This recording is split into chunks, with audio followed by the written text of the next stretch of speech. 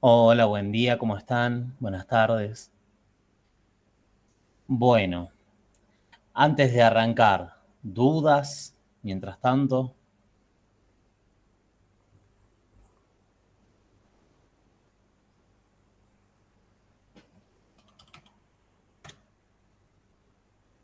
¿no? Es, ¿Nadie? el metabolismo del glicerol ocurre en el citosol, ¿no es cierto?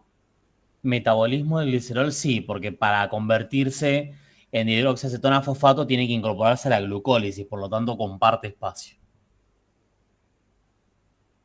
Ah, bien. Ujú. ¿Alguna otra duda?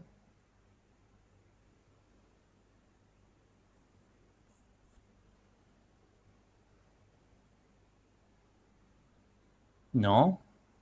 ¿Nadie tiene dudas? O sea, no es que quiero que tengan dudas, o sea, genial si no las tienen, porque al fin y al cabo, tipo, bárbaro, pero el tema es que me da cosa, no sé. Capaz que vienen bien y bueno, bárbaro. Pero no sé. ¿Están en qué tema van aproximadamente, digamos? Si ustedes tuviesen que decir por dónde, en qué parte de la materia van, por qué metabolismo van estudiando más o menos ya. Yo Porque estoy no. en el metabolismo de Sí. lípidos. Lípidos, ok, bueno, bien. ¿El resto? ¿Por dónde vienen con la materia? Yo también estudio metabolismo de lípidos. Ah, van a la par ahí, mira. ¿El resto? También Yo estoy lípidos. empezando metabolismo de lípidos. Ah, Así como empezando. ¿y alguna de ustedes se conocen entre ustedes? ¿O Yo la conozco a No, Juli. no? Yo la ¿Vos, conozco a Meli. quién conoce a quién? ¿Catalina y Julieta se conocen? No, No, nosotras. Ariadna y Julieta. Sí, pero en realidad todos Ah, me dicen Meli. Meli. Sí, es verdad. Vos cuando me escribiste me dijiste Meli, sí, es verdad. Después cuando me pasaste tu nombre, yo dije, bueno, supongo que le gustará más su segundo nombre o algo por el estilo. Es verdad, ahora me acuerdo. Ah, claro, ustedes se conocen, o sea que ustedes estudian juntas, sí, supongo. de vez en cuando. Ah, sí, es bueno estudiar juntos, siempre es bueno tener un compañero de estudio. Vieron que aparte, no sé si ya les ha pasado, pero el compañero de estudio, medio que cuando uno encuentra un buen compañero de estudio, primero que te ayuda a tener buen ritmo, y segundo que se convierte casi como en tu roomie, ¿viste? Más o menos como que si se levantan temprano y estudian todo el día, como que literalmente a mí me pasaba que yo llega a las 9 de la mañana, por ahí, o 10 de la mañana nos juntábamos y se iba a las 8 de la noche, o a veces ni se iba, tipo, tirábamos un colchón en el piso y tomaba ahí como un perro, o una frazada, a veces, y eso. De mala, no se lo merecen. Pero bueno, es toda una experiencia estudiar un final. Es casi como aprender a convivir cuando se consiguen un compañero. Pero bueno, nada, era para saber si alguno de ustedes estudiaba en grupo y los que no se conocen de acá, ¿estudian en grupo o estudian solos? Solos. Solos. yo sola porque en realidad mi grupo ya sacó esta materia. Pero en Claro, su momento sí estudié con gente. claro, claro.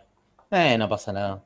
Pero bueno, sí, siempre a veces uno prepara solo, a veces prepara en grupo. Hay gente que no le gusta preparar con otros, eso es una realidad. Porque hay gente que siente que tiene otro ritmo, o siente que es más lenta, o que quiere leer mejor ciertas cosas, y hay otro que quiere ir más al trote por ahí.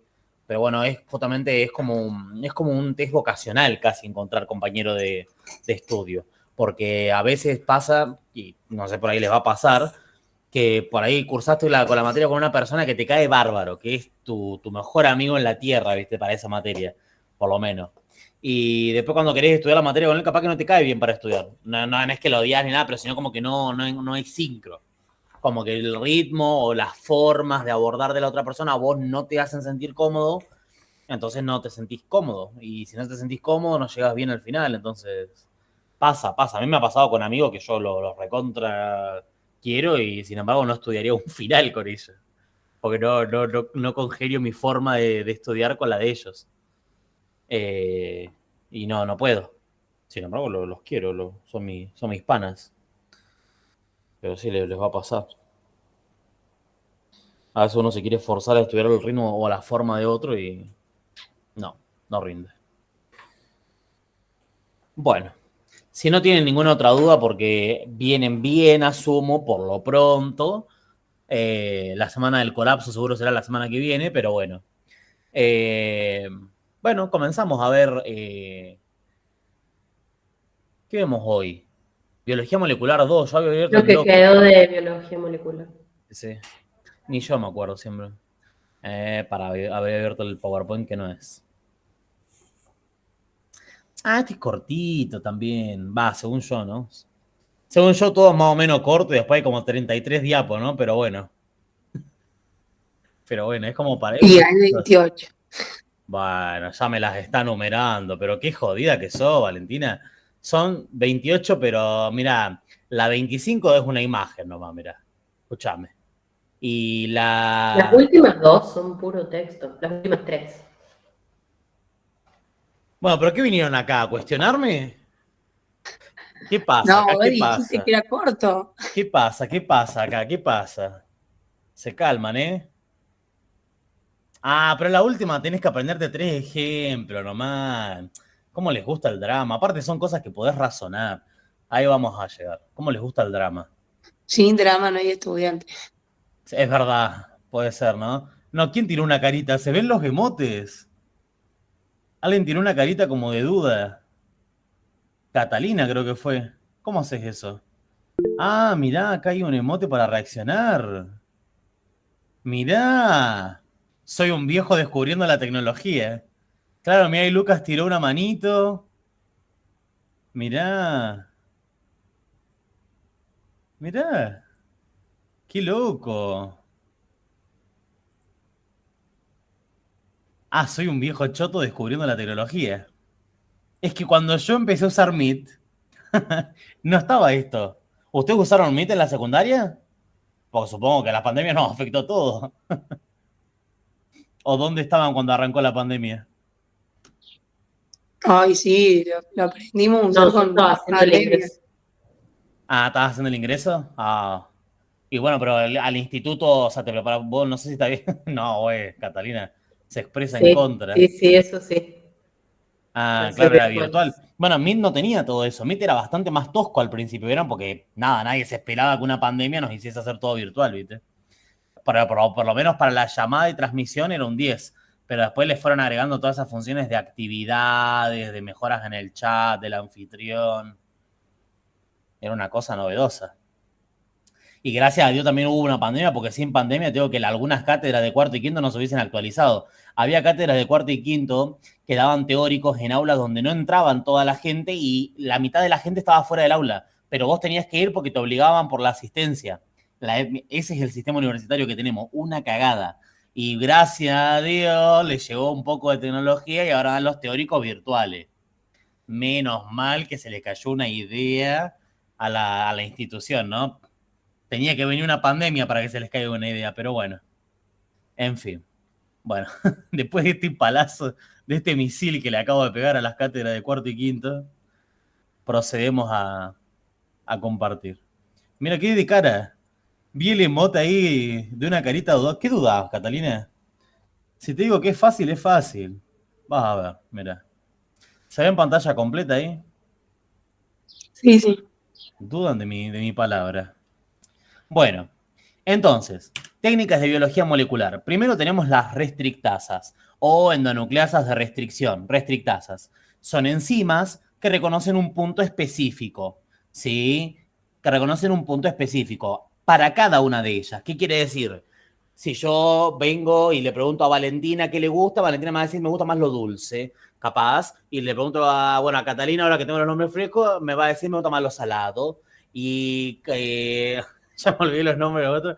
Viene Fabricio y me dice, a mí me gusta lo ácido. Bueno, lo mismo. Las restrictasas tienen preferencias. ¿Preferencias por qué? ¿Cuál va a ser su gusto? Las bases nitrogenadas. ¿Sí? Cada una reconoce una secuencia específica para sí misma, a punto tal que están tipificadas. ¿Qué quiere decir? Que uno sabe que la restrictasa ECO viene de Escherichia coli, ¿sí? ECO R2, Bueno, no importa, pero ese es el nombre que se le da, este es el nombre de tipificación.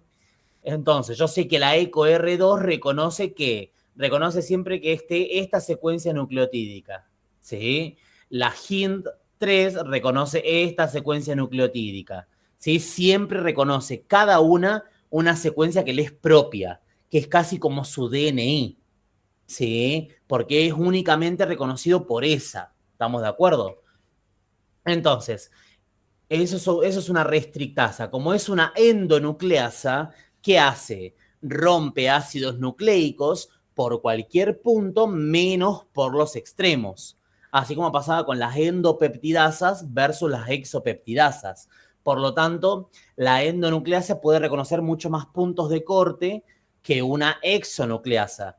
Porque una exonucleasa máximo alcanza 2 puntos, el inicio y el final del ácido nucleico. La endo puede tener tantos como veces se repita su secuencia específica. Bueno, las restrictasas son enzimas que reconocen estos sitios específicos para cada una de ellas, que en general tienen entre 4 a 7 pares de bases nitrogenadas.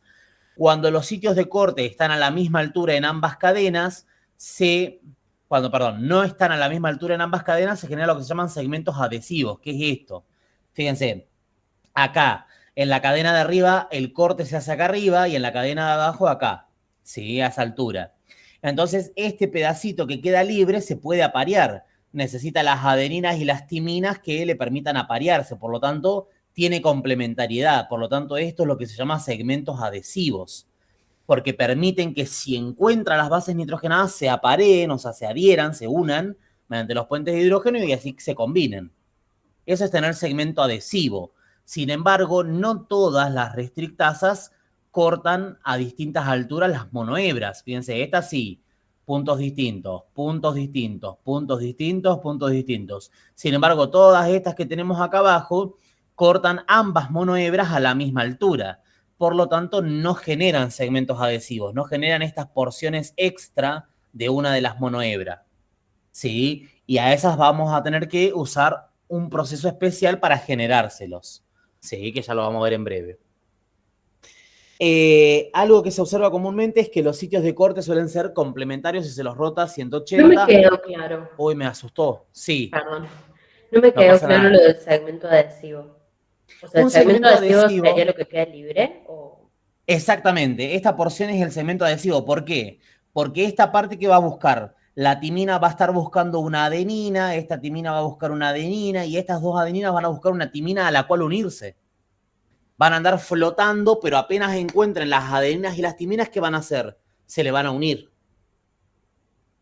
Porque son complementarias, quieren asociarse a algo.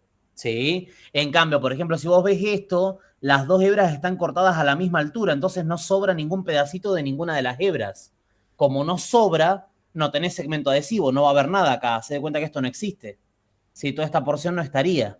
Entonces no hay nada a lo que se pueda unir. ¿Me explico? Sí, ahora sí. Como no se puede unir a nada, es que vamos a usar otra enzima que genera esos segmentos adhesivos. Bueno, y algo que es común es que los sitios de corte suelen ser complementarios si se los rota 180 grados, o sea, son palíndromes, que es lo que vemos acá, ¿sí? Si yo veo, tengo adenina, adenina, timina, timina, si los leo de 5 a 3, y si los leo de 5 a 3 acá, adenina, adenina, timina, timina. O básicamente es lo mismo que rotado 180 grados. ¿Saben lo que es un palíndrome? Sí, nunca les enseñó la típica, ¿cuál es la palabra típica que les enseña para ejemplificar un palíndrome? Hay varias, pero ¿cuál es una clásica?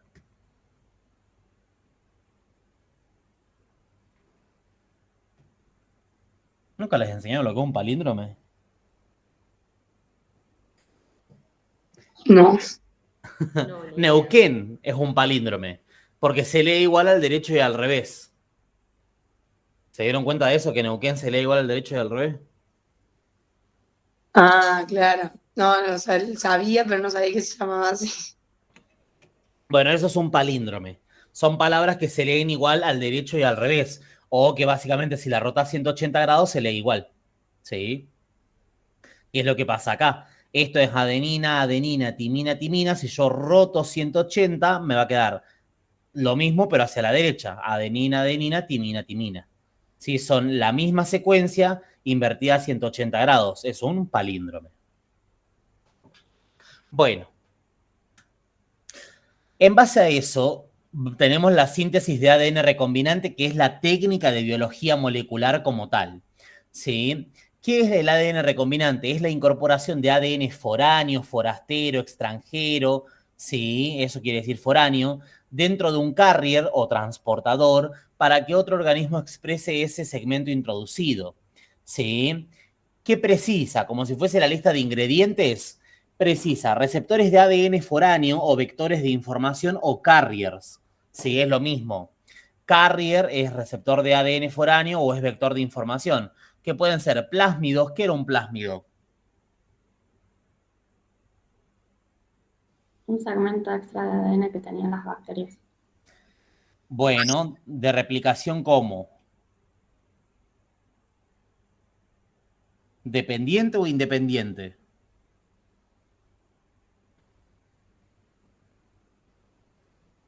Independiente. ¿Y para qué servía entre tantas otras cosas? ¿Para qué lo usaban las bacterias?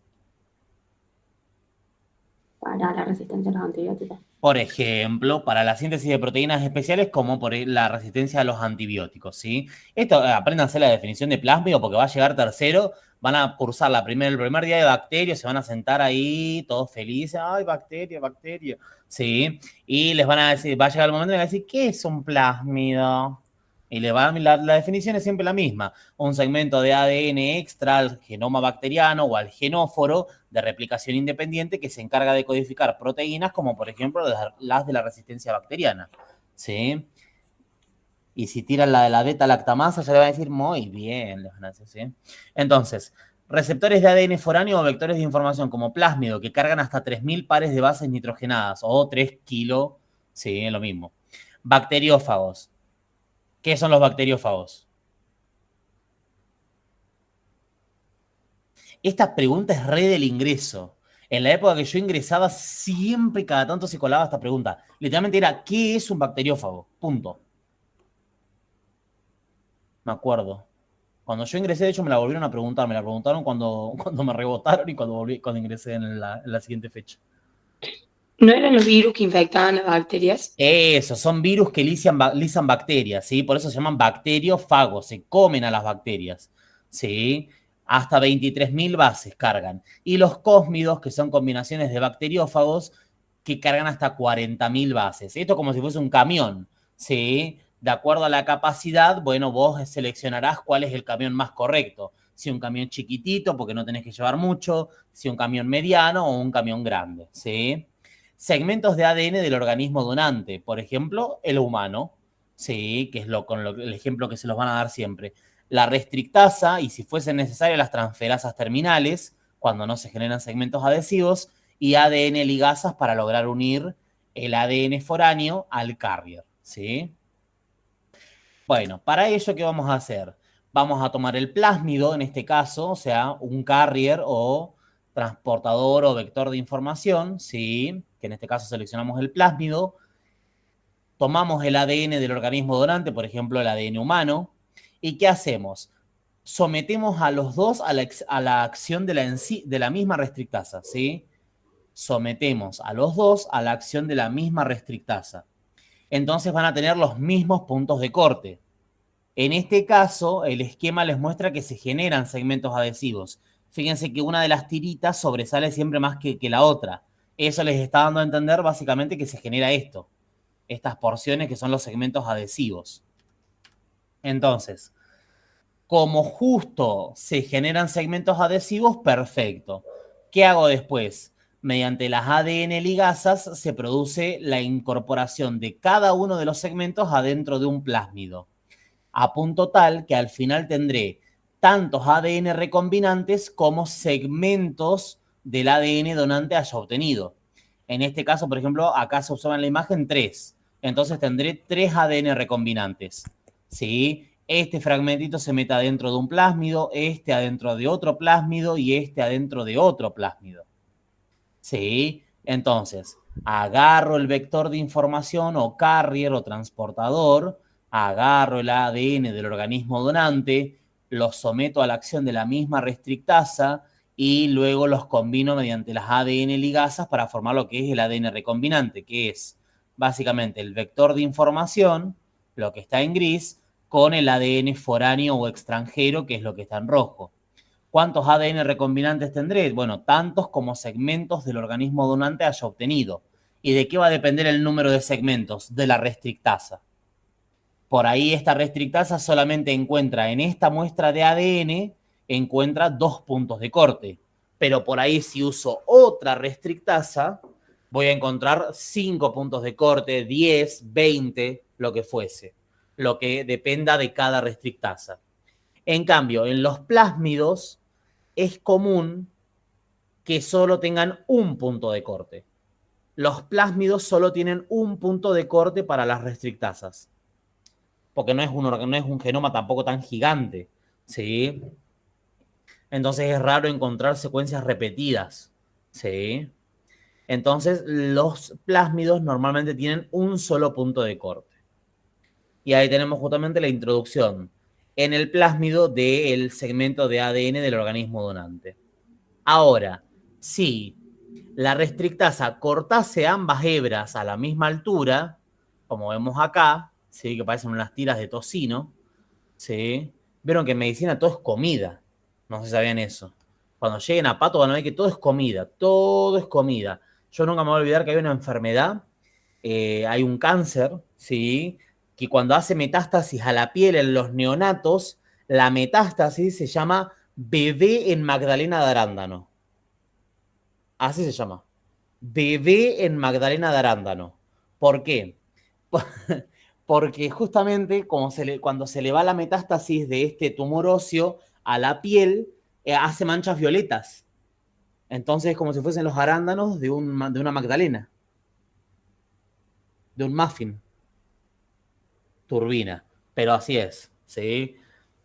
Bueno, volviendo. En el caso de que no se generen segmentos adhesivos, cuando se cortan ambas hebras a la misma altura, vamos a usar lo que se llama la transferasa terminal. ¿Cuál es la función de la transferasa terminal? Generar segmentos adhesivos a expensas de bases nitrogenadas complementarias. Tendremos transferasas terminales que generan poli-A, por ejemplo, y otra que genera poli-T. Obviamente no vamos a hacer una que genere poliadenilaciones y otra que genere policitosinaciones, ¿sí? Una que ponga muchas adeninas y otra que ponga mucha citosina, porque me estoy pegando un balazo en el pie yo solo, porque sabemos que no son complementarias. Entonces se toman transferasas terminales que se sepan que son complementarias entre sí. Una que genere colas de poli-A en una de las muestras y otra que genere colas de poli-T, en este caso, como lo muestra el ejemplo. Adenina y timina son complementarias, entonces cuando se encuentren se van a adherir por los segmentos adhesivos. ¿Se entiende lo que es el segmento adhesivo entonces y la ausencia lo que implica?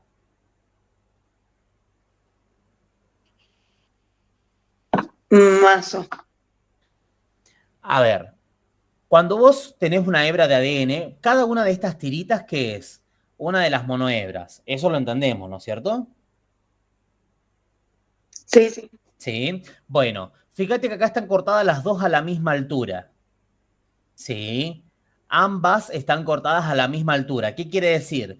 Que la transferasa terminal corta a la misma altura las dos hebras de ADN. No genera estos pedacitos adhesivos, estos pedacitos complementarios. Entonces no genera estos segmentos adhesivos. Al no generar segmentos adhesivos se los tenés que inventar vos. Se los tenés que agregar vos.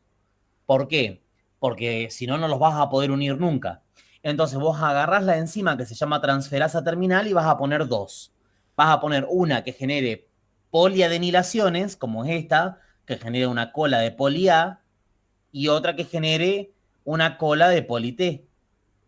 ¿Cómo son adenina y timina entre sí? Complementarias. Entonces, cuando se encuentren, fíjate que este segmento es el que está acá arriba y este rojo es el que está acá abajo. Como son complementarios, se adhieren, básicamente. No sé si... Sí, a ver si. ¿Sí? Por eso o sea, y ahí uno puede generar una cola de poli C y otra de poli G. Sí, sí, pero lo más común es poli A y poli T porque tienen menos puentes de hidrógeno, ¿sí? Por lo tanto, no le aportan tanta resistencia, o sea, no le suman o no le modifican de manera trascendental la temperatura de aguante al ADN. Bueno, y nada, esa es la única diferencia. Cuando no hay segmentos adhesivos se usa la transferasa terminal. Pero esto es básicamente la síntesis de ADN recombinante, no es nada más ni nada menos. Para el proceso se somete a la acción de restrictasas al plásmido y el ADN del organismo donante. El primero solo poseerá un sitio de corte, en tanto que el segundo múltiples. ¿Cuántos será múltiples? Tantos como la restrictasa logre reconocer. Depende de cada restrictasa. Luego, los fragmentos obtenidos del organismo donante se introducen dentro de los plásmidos, un fragmento por cada plásmido. Para finalizar, los plásmidos se introducen en las bacterias para que éstas expresen información del ADN foráneo. Cuando la célula que recibe el ADN ajeno es procariota, se dice que la bacteria se ha transformado. Cuando la célula es eucariota, se dice que hizo transfección. ¿Sí? No es lo mismo transformación que transfección. Transfección es una célula eucariota, transformación procariota. ¿Sí? ¿Y esto para qué se usa? Básicamente, lo más clásico y con lo que más toma relación con la cátedra es para la síntesis de insulina de laboratorio. La insulina que se le da a los pacientes diabéticos, esa que viene en las lapiceras, es insulina de laboratorio. ¿No es cierto? No es que van y se la sacan a un animal. Y esa insulina se sintetiza mediante esta técnica. Se mete el gen de la insulina adentro de un plásmido, el plásmido se mete adentro de una bacteria y la bacteria transformada sintetiza la insulina humana. Luego se extrae, se purifica la insulina humana y es lo que se carga dentro de las jeringas. ¿Por qué se hace así? Porque es una técnica mucho más novedosa y más moderna, obviamente es mejor. Antes, ¿cómo se hacía? Antes se usaba insulina de cerdo en los humanos. Se le sacaba insulina al cerdo y eso se usaba como fármaco. Que inicialmente no había ningún problema. ¿Por qué? Porque la la insulina del cerdo es muy similar a la nuestra. Tiene una diferencia de un aminoácido. Entonces, cuando vos la metías a la sangre, el sistema inmune no se daba cuenta. El sistema inmune es como que es bueno, pero tampoco no está en el detalle. Entonces, por ahí venía pasando el sistema inmune y leía Rosalía, Rosalía, Rosalía. Sí, porque todas son cosas de las células de Rosalía. Entonces veía Rosalía, Rosalía, Rosalinda. Insulina Rosalinda tenía como marca ahí, como sello. Y la deja pasar. Inicialmente no se da cuenta, pero cuando la empieza a ver muy seguido genera tolerancia. Justamente porque el sistema inmune se adiestra, ¿sí? Se da cuenta después de un tiempo, identifica a la insulina como ajena y la destruye. ¿Sí? Entonces era un tratamiento que inicialmente era muy bueno, pero después decaía. Sí, porque el paciente empezaba a desarrollar lo que se llama tolerancia. ¿Qué es la tolerancia? Tolerancia en este caso inmunológica, porque su sistema inmune comenzaba a desarrollar anticuerpos para destruir esa insulina ajena.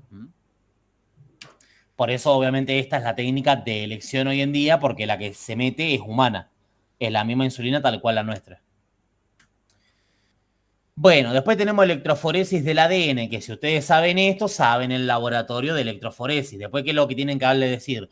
Bueno, lo que tratamos fue el genotof, que se obtiene por una mutuación, fulanito de tal, mengano sultán. Si todas esas cosas, ¿sí? Que después les hacen decir del laboratorio, son los detalles que están en el laboratorio que tienen que ver con el gen únicamente. ¿Sí? Pero el concepto, o sea, si ustedes saben electroforesis del ADN, básicamente saben el laboratorio. Porque ustedes tienen que agregar, básicamente, tienen que ponerle nombre y apellido. ¿A quién le hicimos electroforesis de ADN? A fulanito, mengano y sultano. Listo. Y después que le hicimos electroforesis y el conocimiento de electroforesis, ¿de dónde lo sacás? De acá. No es del laboratorio, ¿sí? Por eso le digo que los laboratorios son muy fáciles, muy breves. Si ustedes se asustan demasiado con los laboratorios y la verdad es que no son la gran cosa, ¿sí? Si ustedes saben medio que la teoría, saben el laboratorio. Bueno, en lo que refiere a la electroforesis del ADN es básicamente hacer electroforesis, pero en vez de a proteínas, al ADN. ¿Qué era la electroforesis? Era someter a la acción de un campo eléctrico una dispersión, ¿sí? De moléculas con carga, una dispersión de moléculas cargadas eléctricamente. Bueno, ahora esas moléculas, en vez de ser proteínas, van a ser fragmentos de ADN. ¿Dónde está la carga eléctrica del ADN? En los fosfatos. Los fosfatos tienen carga negativa. Sí, en las proteínas, ¿dónde estaba? En la cadena lateral de los aminoácidos. Y en el ADN están los fosfatos. Entonces, ¿qué hago? Yo someto una muestra de ADN de un organismo cualquiera a la acción de una restrictasa nuevamente, ¿sí? De una endonucleasa de restricción. Y eso me va a dar origen a una cantidad de fragmentos diversos, ¿sí? ¿Por qué diversos y múltiples? Porque va a depender de cada restrictasa. Cada restrictasa corta una secuencia de bases específica para cada una de ellas. Hay una que solamente reconoce cuando hay 5 adeninas juntas. Hay otra que reconoce cuando hay 3 adeninas y 2 timinas. Hay otra que reconoce cuando hay 3 timinas y 2 adeninas. Y así, para cada restrictasa. Entonces, ¿cuántos fragmentos va a generar? No se sabe, depende de la restrictasa. ¿Y de qué longitud? Tampoco se sabe porque depende de la restrictasa. ¿Sí? Entonces se dicen múltiples fragmentos de diversa longitud. Esos fragmentos van a ser los que migren durante la electroforesis. ¿Cómo migran? Gracias a las cargas negativas de los fosfatos. ¿Y hacia dónde se van a ir? Hacia el ánodo. ¿Por qué? Porque tienen cargas negativas. ¿Y el ánodo qué carga tiene? Positiva. El material en el cual se colocan los fragmentos van a ser geles más finos, como poliacrilamida o agarosa, son geles más especiales, ¿sí? Porque normalmente, por ejemplo, para hacer electroforesis de proteína plasmática, se hace en acetato de celulosa, es lo más común. Acá se usa un material de soporte un poco más, que es un filtro un poco más elevado, un poco más complejo, esa es la palabra, ¿sí? Como los geles de poliacrilamida o de agarosa. Estos geles forman un enmallado que permitirá pasar más fácil los fragmentos de menor tamaño, ¿sí? Básicamente es como si hubiesen poros, ¿sí? ¿Quiénes va a pasar? Los que sean más chiquititos van a pasar los pedos. Los que sean casi del tamaño del poro van a tardar más en pasar, medio que se quedan estancados. Y los que sean más grandes directamente no van a poder atravesar el material. Se van a quedar casi estancados a donde arrancaron. Una vez que se realiza la electroforesis, se tiñe, que esto es lo que ustedes hicieron en el laboratorio. Ustedes usaron en específico bromuro de tirio, ¿sí? Bueno, los que la cursaron presencial. Color rojo-naranja a la luz ultravioleta, ¿sí? Que el bromuro de tirio lo que tiene es que es un agente intercalante. Ya vamos a ver lo que es un intercalante. Y eso hace que sea cancerígeno, ¿sí? A ver, yo les digo esto y les digo que la cátedra lo usó, el que usaron ustedes en el laboratorio. No es que la cátedra quiere que a ustedes les dé cáncer, ¿sí? El tema es que si uno se expone mucho tiempo en buenas proporciones a este agente y te puede hacer alguna mutación patógena, ¿sí? Del ADN. Pero el primero que ustedes, ni siquiera ustedes tocaban el bromuro de tirio, porque para que no se genere esa controversia lo hacen los docentes, ¿sí? Y aparte la exposición es nula, ¿sí? Porque literalmente les hacen ponerse guantes, laboratorio, ¿sí? Toda la historia para que ustedes no entren en contacto ni por las dudas con el bromuro de tirio.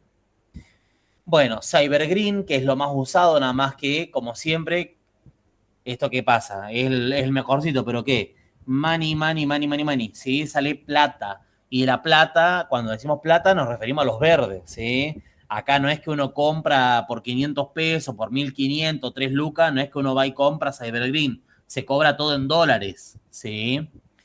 Y hasta hace poco las importaciones estaban trabadas, así que imagínense lo que costaba meter un reactivo para hacer análisis de sangre. Acá en Córdoba hubo hospitales que no tenían insumo para hacer exámenes de laboratorio. Y no para hacer un examen de laboratorio complejo, para hacer exámenes de laboratorio de rutina. ¿Sí? Eso por las trabas que había en las importaciones, que claro, todo lo que querías meter te ponían 1.500 trabas, entonces los hospitales no pueden importar los insumos ni los laboratorios privados podían. Bueno, Cybergreen, color verde a la luz ultravioleta, como dice el nombre, Cybergreen. Y después tenemos la autorradiografía con isótopos radioactivos, que además está a decir que como es radioactivo, obviamente tiene capacidad mutagénica, pero obviamente no es lo más usado. Se aplica antes de la electroforesis y se utilizan justamente isótopos radioactivos para marcar a los ácidos nucleicos. Recordemos que parte de los ácidos nucleicos, ¿qué son? Nucleótidos, y los nucleótidos que tienen fosfato. Entonces se reemplaza el fósforo de esos fosfatos por isótopo 32. Eso es lo que se hace, se reemplaza.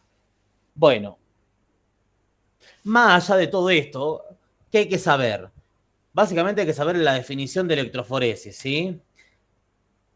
Ustedes van a recurrir a este mismo dibujito, a la misma explicación, básicamente comentar cómo está compuesta una cuba de electroforesis, ¿sí? 2 compartimentos con líquido y buffer. ¿Buffer para qué? Para que no se modifique el pH. Ahí se introduce el ánodo y el cátodo, el material de soporte que recorre la cuba y se sumerge en el líquido para que justamente la corriente sí cierre el circuito. ¿Sí? Y luego en el material de soporte, que en este caso es poliacrilamida o agarosa, ¿sí? Vamos a poner, ¿no es cierto?, la siembra, que en nuestro caso lo vamos a poner de este lado. ¿Sí? La siembra de ADN para electroforesis se hace siempre pegado al cátodo. ¿Por qué? Porque sabes que todo va a migrar hacia el ánodo. No lo haces en el medio. En el medio lo haces únicamente cuando sabes que van para los dos lados. Como acá todos patean para el mismo lado, listo, lo pones del lado opuesto. Y así es que después les quedan los bandeados que vamos a ver cuando veamos el laboratorio, ¿sí? Que son esos bandeados típicos. Nada, eso, no tienen que saber mucho más. Lo que es un agente intercalante. ¿Qué es un agente intercalante? Un intercalante lo que hace es básicamente teñir a expensas de meterse entre las uniones de puente de hidrógeno. Un intercalante se mete acá. Por eso se llaman intercalantes, porque intercalan las bases nitrogenadas. ¿Sí? Se meten ahí. O sea, interfieren en el puente de hidrógeno que se establece entre las bases nitrogenadas. Se meten en el medio, se intercala. ¿Sí? Y es por eso que son mutagénicos. ¿Por qué? Porque al meterse entre las bases nitrogenadas no dejan que la unión se dé correctamente e incluso pueden generar acodaduras en el ADN. O sea, ¿qué pueden hacer? Que el ADN normalmente sea así, recto. Imagínense que eso es una línea recta. Entonces le generan como una abolladura, le generan como pancitas. Y esas pancitas pueden hacer que los surcos desaparezcan. Y los surcos que permiten que el ADN se autorregule. Entonces alteran la normal comunicación del ácido nucleico con la célula, ¿sí? Eso es lo que pueden hacer los agentes intercalantes. Entonces, eso es lo que es un agente intercalante. ¿Qué es lo que hace el Cybergreen? El Cybergreen no se mete entre las bases nitrogenadas, sino que se mete en los espacios libres, se mete acá. El Cybergreen se mete acá en estos espacios.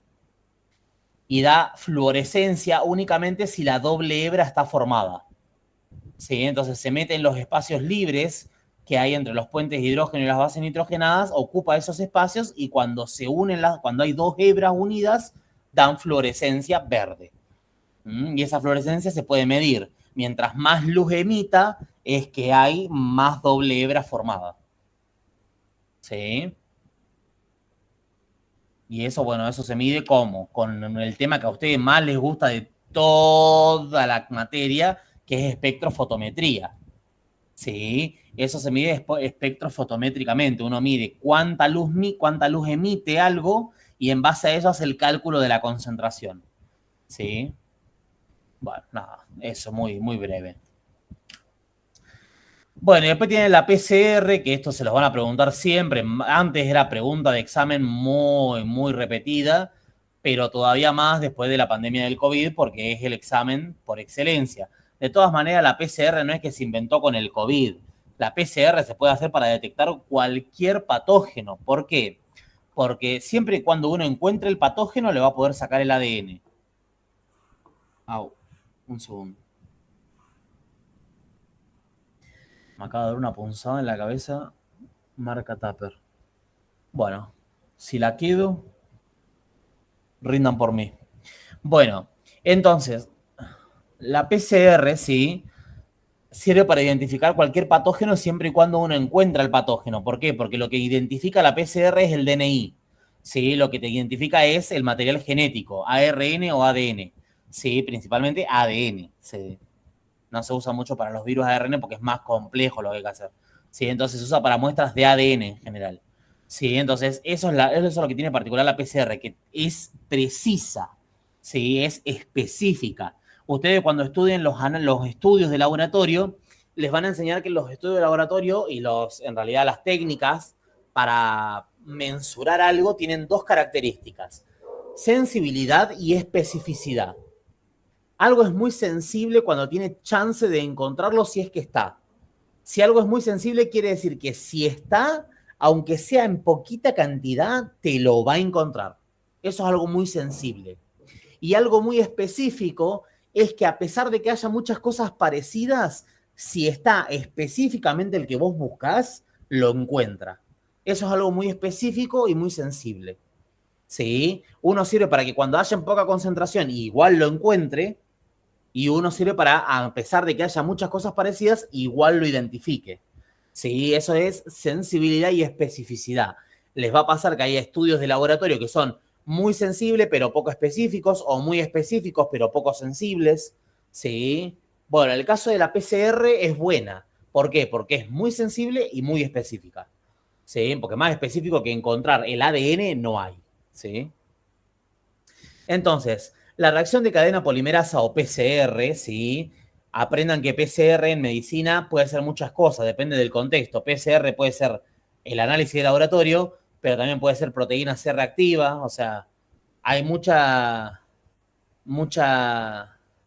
¿cómo es? Muchas siglas repetidas con esto, ¿sí? Entonces, es una técnica, como dice acá, de amplificación del ADN, ¿sí? Entonces, ¿cuál es el objetivo de la técnica? Amplificar un segmento de ADN, no un gen, un segmento de ADN de interés. Porque a veces uno puede amplificar un segmento de un gen. Entonces, no es necesariamente amplificar un gen, sino un segmento de ADN. Para poder realizarla es requisito conocer las secuencias que están antes y después del segmento de ADN de interés, que es lo que vemos acá. Si a ustedes acá les preguntasen cuál es el segmento de interés del ADN, es esta porción. Bueno, imagínense que yo hago líneas rectas, ¿no? Es esa porción el gen de interés. O sea, a mí me interesan los nucleótidos que están dentro de ese recuadro. Por eso yo tengo que saber qué es lo que hay antes y después de la secuencia. ¿Por qué? Porque tengo que sintetizar primers. ¿Y qué le pasaba a los primers cuando se termina la síntesis de ADN? ¿Quedan o se descartan?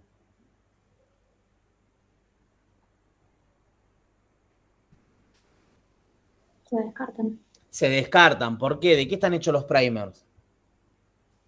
de un pedazo de ARN. ARN. Sí, o sea que como base nitrogenada vamos a encontrar uracilo ahí. Sí, entonces, los primers se tienen que sintetizar para los segmentos que están antes o después del segmento que a mí me interesa. ¿Se entiende? Entonces, siempre es condición para poder realizar una PCR conocer el genoma para el cual yo quiero identificar o amplificar un segmento de interés, y para ello tengo que sintetizar los primers. ¿Cómo se sintetizan los primers? Porque usted podría preguntarse, ¿cómo hago? O sea, ¿cómo sé qué primer tengo que sintetizar? ¿Qué es lo que se me ocurra a mí? No, tiene que ser complementaria a las regiones previas o anteriores al segmento de interés. Y la otra pregunta que podría surgir es, ¿puede que el primer sea complementario a esta región, pero también a muchas otras regiones dentro del mismo ADN? Sí. Porque puede que la secuencia que esté acá, que puede ser adenina, adenina, citosina, guanina, se repita 5 veces más dentro de la muestra genética. Entonces, ¿cómo me aseguro que el primer se una acá y no en otro lado? Bueno, habrá primers más grandes o más chiquitos de acuerdo a eso, de acuerdo a la especificidad. ¿Y cómo se logra eso? Con un programa de computadora. Literalmente los primers, para hacerse, se hacen con un programa de computadora. Uno lo que tiene que hacer es cargar la secuencia génica de interés, la secuencia de ADN de interés, que bueno, literalmente son socotrocos de letras. O sea, literalmente uno tiene que ir y copiar y pegar, por ejemplo, un pedacito del gen de la insulina, y capaz que son 500 bases nitrogenadas. Entonces vos vas a pegar un código que dice A, C, G, G, T, C, A, así, hasta completar las 500 letras. ¿Sí? Y ahora ustedes se podrían preguntar, ¿de dónde corno saco esa información? Bueno, en la actualidad existe lo que se llama la biblioteca genómica. ¿Sí? En la biblioteca genómica están tipificadas los materiales genéticos de un montón de especies, ¿sí? Patógenas, no patógenas, lo que tiene que ver por ahí con flora, fauna, ¿sí? Entonces vos entras a esa biblioteca y tenés codificados el material genético completo. De hecho, ahí está el genoma humano. Sí, si vos entras a genoma humano, vos podés ver el ADN completo, la secuencia nucleotídica de todo el ADN. Bueno, entonces uno va y busca en esa biblioteca lo que le interesa copia la secuencia de nucleótidos y lo lleva al programita que sintetiza los primers. Y el primer te va a decir, el programa de los primers, te va a decir si vos tenés que sintetizar un primer de 15 bases nitrogenadas, de 10, de 20, de 30, ¿sí? Un primer más grande o más chiquitito de acuerdo al ADN de la muestra. ¿Sí? Así es que se logran sintetizar estos primers, no es que salen del aire o algo por el estilo. Bueno, para el procedimiento se agrega en el medio donde ocurre la reacción una gran cantidad de primers, desoxirribonucleótidos trifosforados y ADN polimerasa de la bacteria termófila Thermus aquaticus. ¿Por qué? Porque ¿dónde se realiza todo este procedimiento? Toda esta reacción, ¿dónde se lleva a cabo? En una máquina que se llama termociclador. El termociclador es la máquina que hace PCR. No es que está el laboratorista calentando con un mechero abajo, no. Existe una máquina que lo hace todo de manera automática. Vos tenés que ponerle los ingredientes en un tubito, metés el tubito dentro de la máquina y la máquina hace todo. El termociclador, como bien dice el nombre, termo, ¿sí? Termo y ciclos. Hace ciclos y utiliza temperatura. Bueno, ya te va dando una norma de lo que va a suceder. ¿Qué es lo que hace inicialmente? Desnaturaliza la muestra de ADN mediante la aplicación de calor. Por ejemplo, nuestro genoma se disocia a los 90-95 grados Celsius. Esa es la temperatura de aguante de nuestro ADN. ¿Sí? Entonces, a los 90-95 grados Celsius se disocia, ¿sí? Y así quedan separadas las dos monohebras. Luego, lo que hace el termociclador es ¿qué cosa? Templado del ADN. Lo que hace es bajar gradualmente la temperatura, ¿para qué? Para que las hebras se apareen. Pero se apareen de nuevo entre sí, no. ¿Para que se apareen con quién? Con los primers, que también están cargados adentro del tubito de ensayo porque ya los mandé a pedir mediante el programita. Si los primers encuentran su región complementaria, se van a aparear. Al aparearse, ¿qué le van a ofrecer a la polimerasa? El oxidrilo del carbono 3', como pasaba en la replicación. Entonces ahí la ADN polimerasa va a comenzar la síntesis de ADN, a punto tal que cuando termina vas a tener una copia del ADN original. Eso todo en el primer ciclo. Esto después se repite. Entonces de 2 obtengo 4, de 4 obtengo 8, de 8 obtengo 16, de 16 32, de 32 64, 128, 256 y así sucesivamente. ¿Sí? Hasta obtener muchas copias de este segmento de interés. ¿Estamos de acuerdo? Ahora, si ustedes se preguntan, ¿cómo corno hago yo? ¿Sí? ¿Cómo corno hago yo para detectar, por ejemplo, SARS-CoV-2? ¿Sí? Para detectar el SARS-CoV-2 de la pandemia de coronavirus mediante PCR. ¿Qué ADN uso?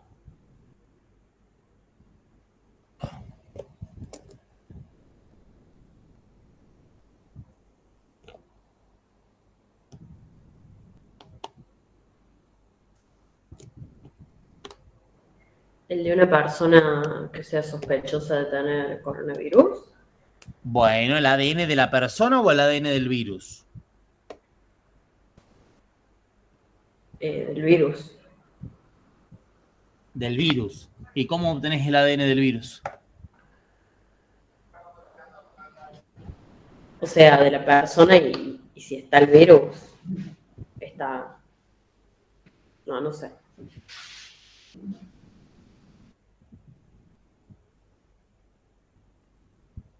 Piensen. No íbamos mal.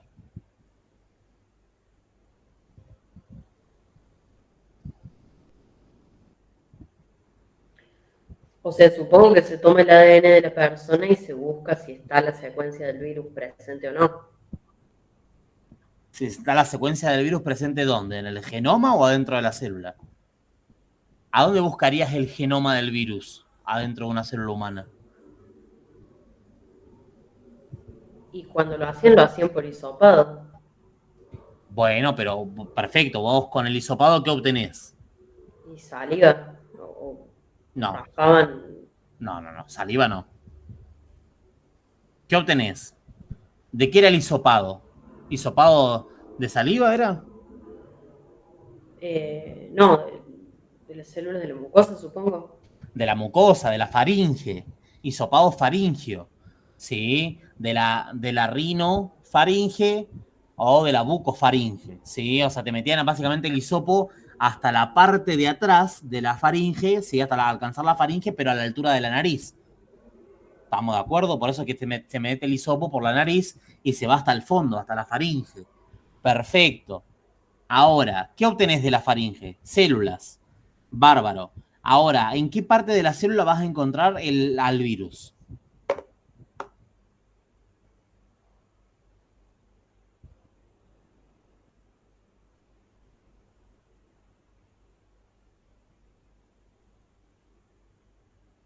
¿En la membrana? En la membrana vas a encontrar al virus. ¿Cómo funciona un virus? ¿Qué hacían los virus? ¿Cómo atacan? O sea, fíjense que a ustedes le pueden estar preguntando esto, les preguntan SARS-CoV-2 y automáticamente le están tomando biomoléculas virus. O sea, le están tomando ácidos nucleicos. Bueno, ¿en el núcleo pelado o cómo va a estar? ¿Cómo funcionaban los virus? ¿Cómo atacan a la célula? Y se replican en el núcleo de la célula. ¿Cómo lo hacen? Y ¿Se replican ellos mismos adentro del núcleo? No usan nuestra maquinaria biosintética. Entonces, para usar nuestra maquinaria sintética, ¿qué hace el virus? ¿Qué es lo que tiene que hacer el virus? El virus entra y ¿qué es lo primero que hace? Bueno, primero no, pero ¿qué es lo que tiene? ¿Cuál es su objetivo? ¿Qué tiene que hacer? Mezclarse con el ADN del núcleo de la célula. Eso, lo que quiero. Sí, incorpora su ADN dentro del ADN de la célula hospedadora. Eso es lo que hace el virus. ¿Estamos? El virus entra a la célula y va hasta el núcleo, mete su material genético adentro de nuestro material genético. ¿Para qué? ¿En qué regiones? En regiones, por ejemplo, donde se sintetizan proteínas que se hacen todos los días. Por ejemplo, en una célula de mucosa faríngea puede estar cerca de las proteínas del mucus. Entonces, ¿cuántas glicoproteínas de esas sintetiza la célula de la faringe? Muchas, sintetizan constantemente. Entonces, cuando lee algo que sintetiza todos los días, tal vez, ¿qué pasa? Se lleva puesto también el material genético del virus. Entonces, no solo genera las proteínas propias, sino que aparte se lleva puesto las proteínas virales. Si eso es lo que hace el virus, mete su ADN adentro del hospedador, del ADN del hospedador, en regiones que se repliquen, que se expresen mucho. ¿Sí? Entonces, cuando expresa lo que normalmente expresa la proteína, la célula todos los días, aparte se lleva puesta las proteínas del virus. Sin querer hacerlo. ¿Se entiende eso?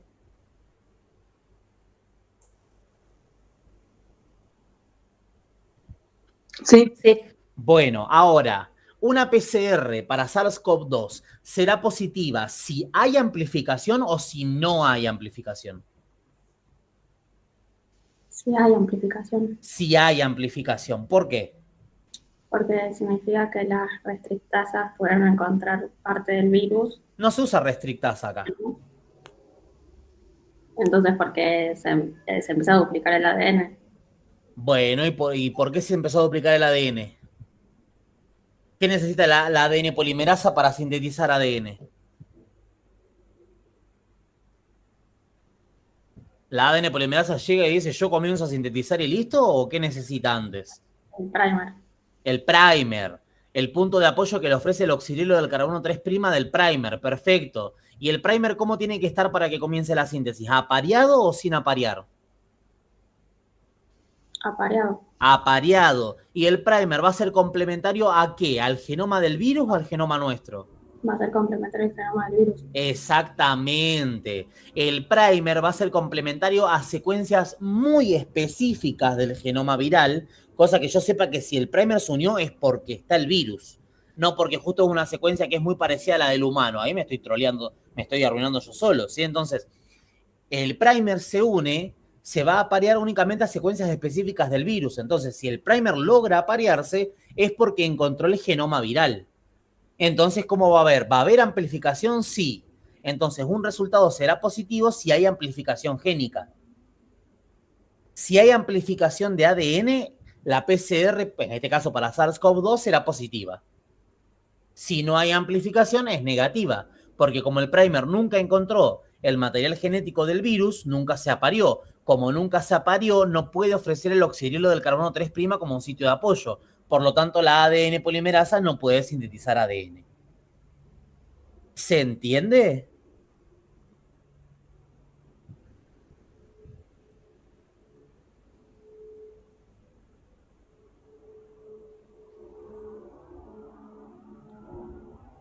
¿Sí o no? Sí, sí. ¿Sí? Bueno, eso tienen que aprender a razonarlo así, ¿sí? Porque así va a ser como funciona básicamente la PCR siempre. Bueno, entonces, se calienta el medio hasta que se produce una total desnaturalización del ADN. En este caso, los puentes de hidrógeno se rompen por pirólisis, pirocalórlisis y ruptura. Luego se baja la temperatura gradualmente para que los primers logren aparearse con las monohebras y puedan marcar el sitio de inicio de la replicación. A ese proceso de apareamiento de los primers se lo llama annealing, ¿sí? La polimerasa utiliza los primers como sitio de apoyo y da inicio a la síntesis de los segmentos de ADN de interés. Otra pregunta que les hacen siempre, ¿por qué se utiliza esta ADN polimerasa y no la ADN polimerasa humana?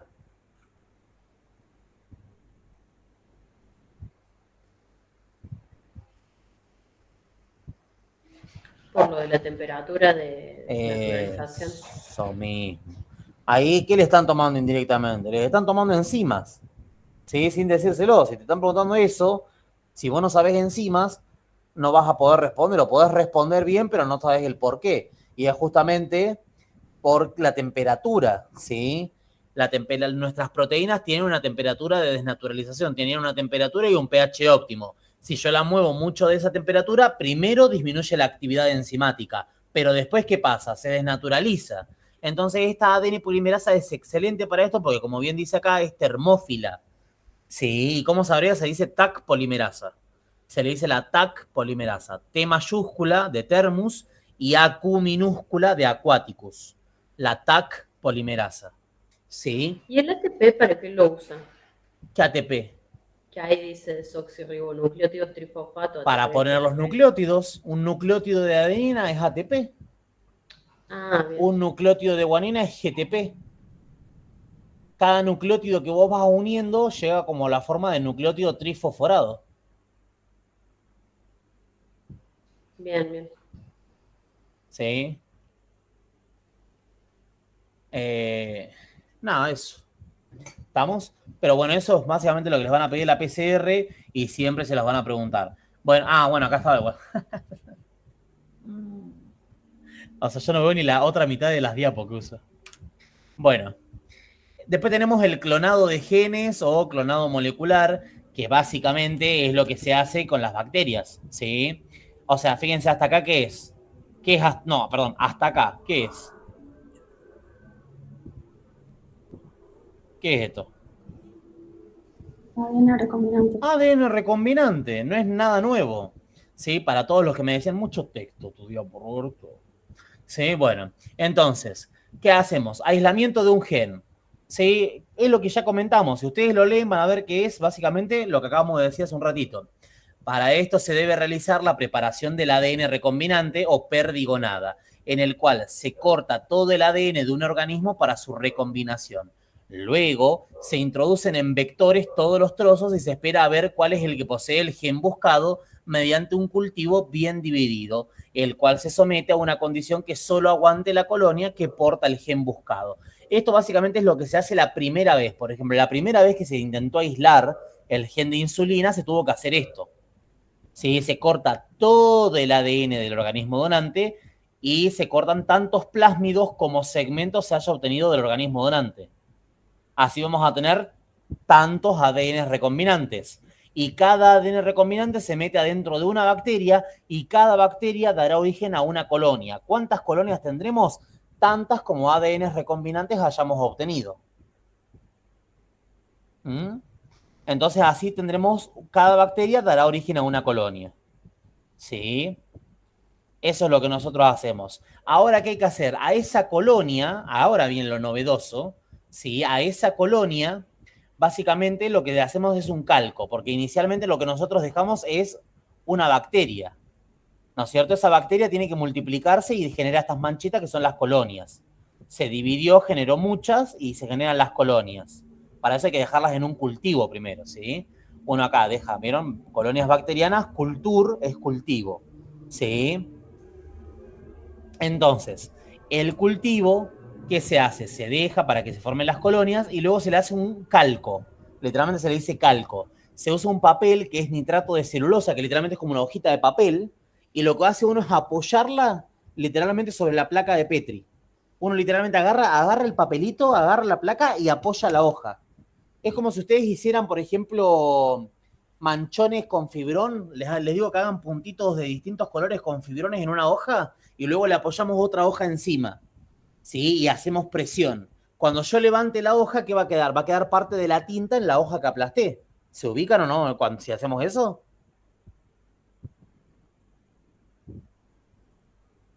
Sí, sí. ¿Sí? Bueno, ahí en el calco, en la hoja que yo apoyé sobre el cultivo, ¿sí? Cuando yo apoyo esa hoja sobre el cultivo, quedan pegadas parte de las bacterias de la colonia, ¿sí? Es como que secuestro a parte de la población. Y a esa parte de la población, ¿qué la vamos a hacer? La vamos a matar, ¿sí? Literalmente. Porque lo que se hace es lisar esas bacterias, se destruye su membrana, ¿para qué?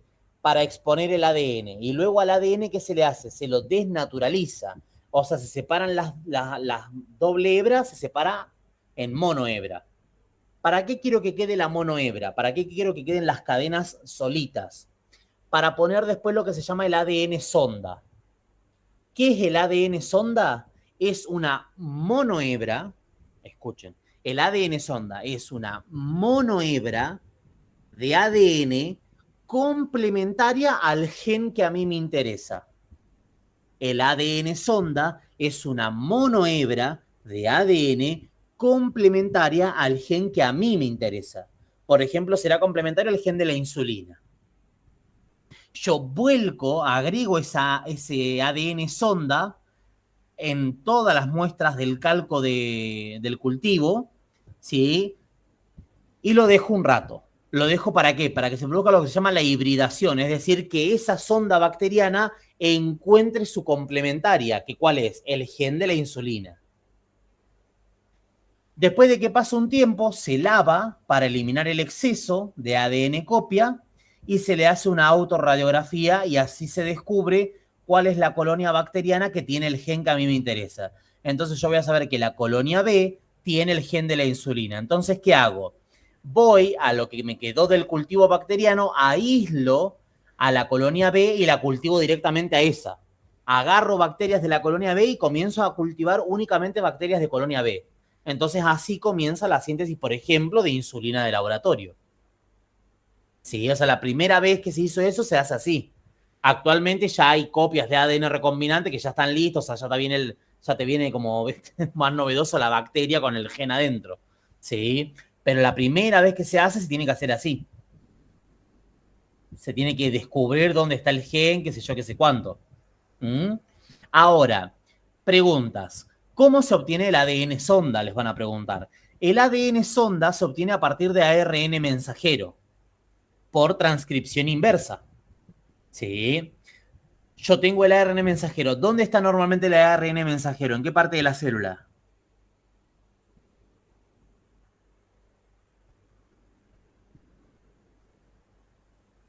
No, bueno, ¿cómo que no saben eso?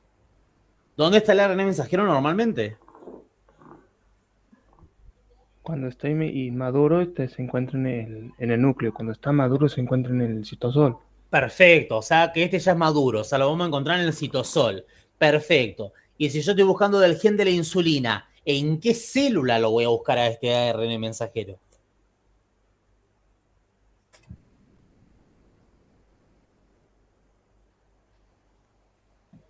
En la célula beta del páncreas.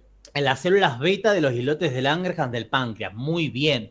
Esto básicamente cuando estabas en la primaria y te olvidabas de llevar los colores y sabías que había una persona que siempre llevaba los colorcitos. O había una persona que siempre tenía las fibras de todos los colores. Es muy de secundaria eso, ¿viste? vos te olvidabas todo y sabías que siempre uno tenía, viste, que se llevaba los 32 colores el fanático del dibujo y bueno, sabías dónde buscar. Bueno, es lo mismo. Hay que saber dónde buscar lo que uno quiere. Lo mismo acá. Yo voy a buscar ARN mensajero maduro de insulina. ¿Dónde voy a encontrar eso? En las células beta de los islotes de Langerhans del páncreas, porque sé que son las que siempre sintetizan insulina. Entonces, ¿qué hago con ese ARN mensajero? Lo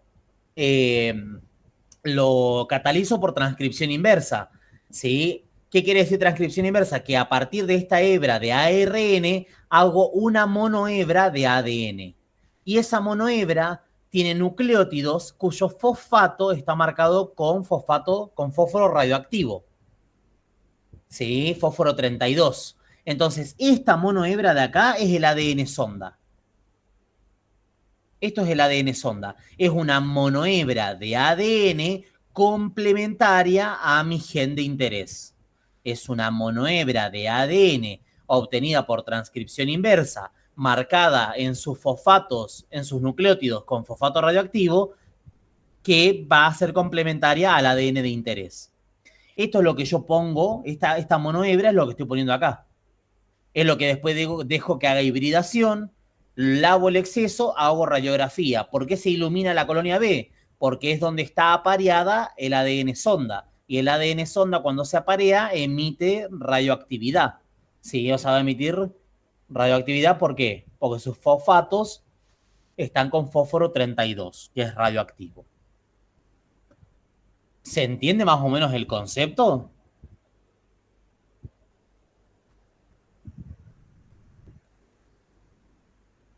Sí, sí se entiende. Sí. ¿El resto alguien tiene dudas?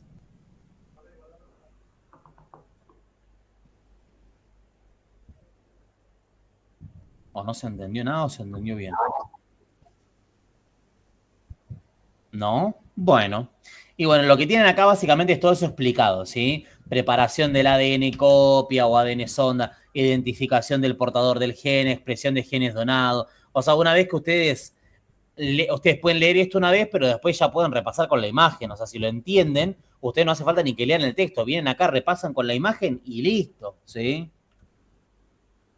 Bueno, y después tenemos mutaciones, que esto se pregunta un montón.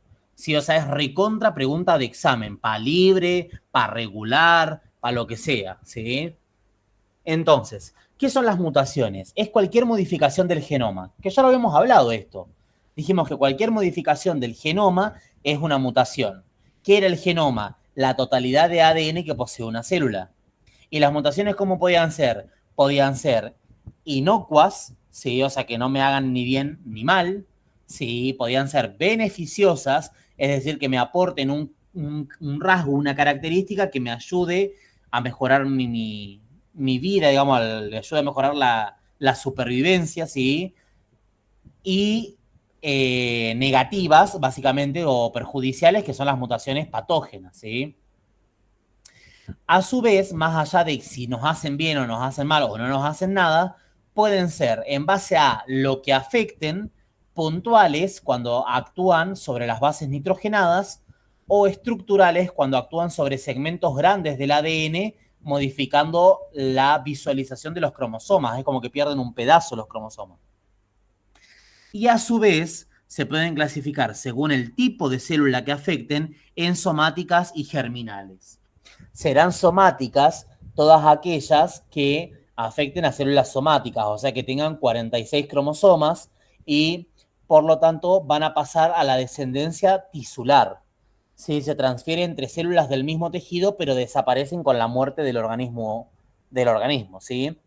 En cambio, las germinales, al estar en células sexuales, sí, en las células de 23 cromosomas haploides, pasan a la descendencia, siempre y cuando formen parte del nuevo organismo. ¿Qué quiere decir? Que la mutación tiene que estar en todas las células sexuales para asegurarme que la padezca la herencia o, bueno, si está en unas cuantas de esas células, bueno, tiene que ser la que fecunde. Si no, bueno, se pierde. ¿Sí? Entonces, esas cuando pasan a la descendencia del organismo y su expresión va a depender de los alelos, que ustedes ya saben que los alelos pueden ser dominantes o recesivos. ¿Sí? Bueno, Básicamente toda mutación siempre va a afectar o a una célula somática o a una célula germinal, porque si no es germinal es somática, no hay punto, no hay medias tintas ahí. Ahora, ¿cuáles son las puntuales? Cuando afectan a las bases nitrogenadas. Tenemos de transición, sí, que es cuando se cambian las bases nitrogenadas del mismo grupo. Púrica por púrica, pirimídica por pirimídica. Transversión, que es cuando se modifica, pasa de púrica a pirimídica o de pirimídica a púrica. Y después tenemos estas tres que se analizan siempre juntas. ¿Qué vamos a analizar en cada una de las tres? Vamos a analizar tres cosas. El codón, el mensaje y la función. En las mutaciones silenciosas se modifica el codón, pero no el mensaje ni la función. ¿Por qué? Porque ¿qué existe en el código genético? Codones sinónimos. ¿Qué es un codón sinónimo? Un codón que codifica para el mismo aminoácido. Entonces, que haya codones sinónimos implica que son el mismo aminoácido. Por lo tanto, por eso no se modifica el mensaje. ¿Estamos? Entonces, la mutación silenciosa se modifica el codón, pero da la casualidad de que es un codón sinónimo. Por lo tanto, el mensaje no se modifica, sigue siendo el mismo aminoácido y por lo tanto la proteína sigue siendo totalmente funcional. En las mutaciones neutras se modifica el codón, se modifica el mensaje, pero no la función. ¿Cómo se logra eso? El codón se modifica, pero ahora no es un codón sinónimo, porque el mensaje se modifica. Entonces, ¿cómo se logra que no se altere la función? Porque si bien no es un codón sinónimo, es un codón similar, el codón codifica para un aminoácido similar estructuralmente. ¿Sí? Si yo tengo aminoácidos alifáticos de cadena no polar y reemplazo un alifático de cadena no polar por otro alifático, se modificó el codón, se modificó el mensaje, pero al tener las mismas, el mismo tipo de cadena lateral, las interacciones que establece al formar la estructura terciaria son las mismas. Por lo tanto, la proteína logra empacarse de manera correcta, ¿sí? Logra adquirir la forma que le corresponde. ¿Se entiende el porqué o no? Sí, sí. Y en las de sentido erróneo, ahí directamente tenemos todo mal. Se modificó el codón, se modificó el mensaje, por lo tanto sabemos que el codón no es sinónimo, y se modificó la función, por lo tanto el codón no solo no era sinónimo, sino que el aminoácido era distinto estructuralmente, por lo tanto la proteína es disfuncional. ¿Qué quiere decir que sea disfuncional? Que puede tener tres opciones. Ser afuncional, es decir, directamente no hacer nada. Ser hipofuncional, que funcione de menos, o hiperfuncional, que funcione de más. ¿Sí? Bueno. Y después tenemos las mutaciones sin sentidos que modifican el marco de lectura. Sí, apréndanselas así porque no les van a hacer mucho más preguntas sobre eso, que lo que hacen es correr el encuadre o marco de lectura. Básicamente corren todos los codones. ¿Sí? Al meter una base nitrogenada, yo automáticamente corro todos los codones, porque siempre se lee cada cuánto, cada 3. Cuando yo leo cada 3, al meter un codón, una base nitrogenada en el medio, modifiqué todas las bases que vienen después. Entonces se modifican todos los aminoácidos. ¿Sí? Y bueno, ahí puede quedar la cagada, digamos. Se altera el codón, se altera el mensaje, o sea, sale una proteína, sale cualquier cosa de ahí. ¿Sí? Y después tenemos las mutaciones estructurales que afectan grandes porciones del ADN, por eso se modifican los cromosomas, o sea, uno lo puede ver en un cariotipo. Y tenemos de lesión, que es cuando se pierde un segmento de ADN grande, un segmento de un cromosoma, y eso ya es incompatible con la vida porque es muy grande la pérdida de capital genético. Duplicación, se repite en un mismo segmento. Inversión, se cambia de sentido, se rota 180 grados dentro de un cromosoma. Translocación, sí, que básicamente es el pasaje de un segmento a otro cromosoma o dentro del mismo cromosoma, ¿sí? Intracromosómicamente o intercromosómicamente. Que de hecho nosotros se supone que nacimos por esta, o sea, nacimos. Nos generamos como especie gracias a una translocación robertsoniana, ¿sí? Que es la que supuestamente originó nuestra especie, ¿sí? Nada, eso, no le van a pedir mucho más, ¿sí? Mutaciones es un tema que es muy corto, que es pregunta de examen, casi siempre, y no es difícil, es una cosa muy fácil, si la saben explicar correctamente, es como que está re bien y ya está. Y es algo que siempre sirve porque nada, no hace falta aclarar que enfermedades genéticas hay a montones, entonces hay que tener más o menos claro qué es una mutación. ¿Qué tan frecuentes son las mutaciones? Bueno, el nivel basal de mutaciones espontáneas en los eucariotas no está estimado. Sin embargo, se considera que es menor al de las bacterias porque tenemos mejores sistemas para protegernos de las mismas. Y en las bacterias es de 10 a la menos 6 por locus y por generación. ¿Qué quiere decir? Que son infrecuentes. Pero ¿qué pasa? ¿Qué habíamos dicho el otro día cuando vimos la reparación del ADN? Es infrecuente si uno analiza el número neto. Si uno ve 1 por 10 a la menos 6 es un número muy chico. Ahora, si yo veo 1 por 10 a la menos 6 y me veo un número chico, pero veo células que se dividen mucho y que están expuestas a un montón de cosas, y bueno, se hace relativamente frecuente. De hecho, se estima que todos los días, o sea, nosotros tenemos apoptosis. ¿Y por qué hacen apoptosis? Y probablemente todos los días nosotros acá, o capaz tal vez ahora, mientras estamos hablando, porque como es probabilidad puede ser, capaz que ahora alguno de nosotros tiene una célula cancerígena. Pero ¿qué pasa? Su cuerpo, ella misma y las células que la rodean la están matando. Sí, la misma célula se da cuenta que puede generar problemas y se pega un corchazo. ¿Sí? Dice, yo no voy a hacerle daño a mis compañeras, me retiro. ¿Mm? Bueno, ¿y qué es un agente mutágeno? Es cualquier agente físico o químico que genere mutaciones. Bien sencillito. Pueden ser físicos o químicos, como bien dice. Dentro de los físicos tenemos las radiaciones ionizantes y no ionizantes. Las ionizantes son las más heavies, digamos, y las no ionizantes son menos heavies porque justamente promueven la excitación de los electrones nomás, pero no generan tanto radical libre. Y aparte las ionizantes, ustedes saben que ¿qué más? Que alcanzan mayor profundidad. De hecho, justamente son los que se usan para hacer estudios de laboratorio. ¿Sí? La cámara gamma, los rayos X. ¿Sí? En cambio, la luz ultravioleta no logra atravesar la piel. ¿Sí?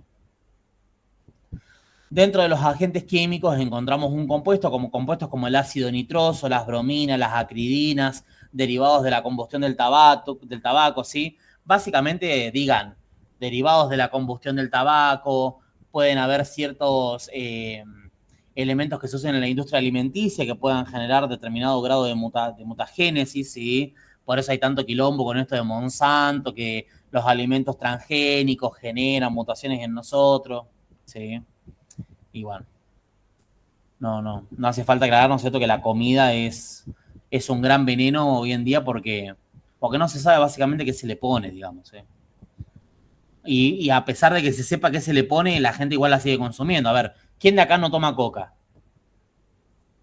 Aunque de última por ahí no toman coca en su casa, pero cuando, no sé, no toman Fernet. Cuando toman Fernet por ahí toman coca.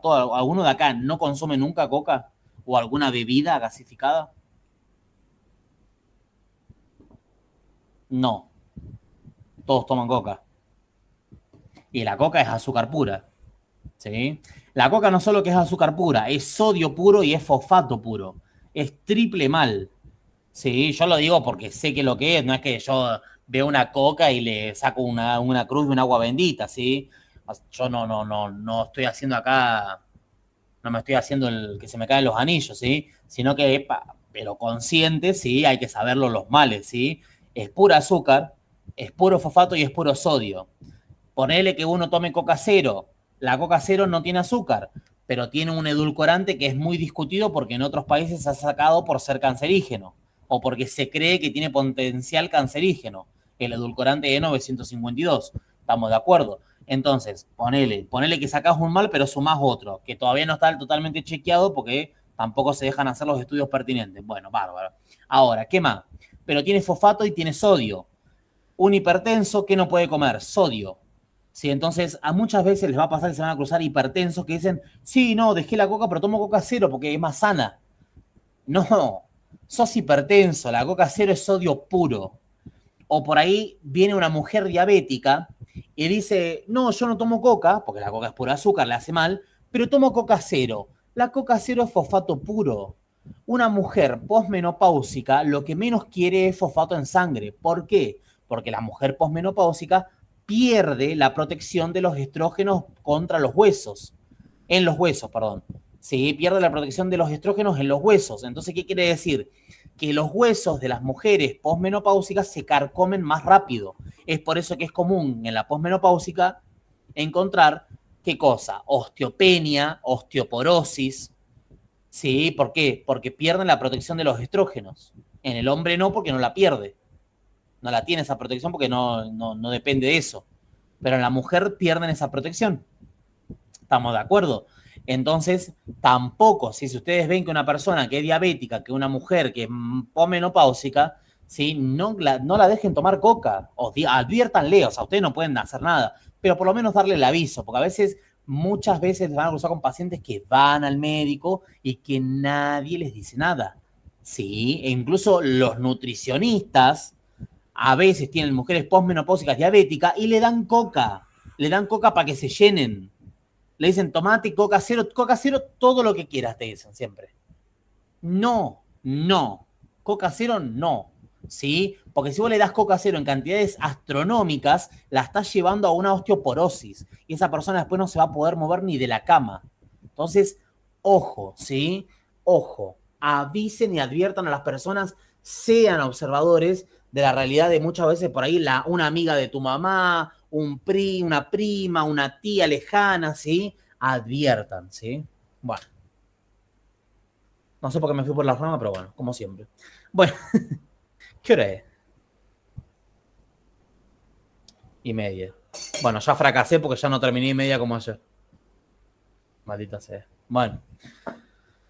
Protooncogenes y oncogenes. ¿Qué es uno y qué es el otro? Uno es un gen que tiene que ver con la división celular y el otro es el mismo gen que tiene que ver con la división celular pero descontrolado. ¿Sí?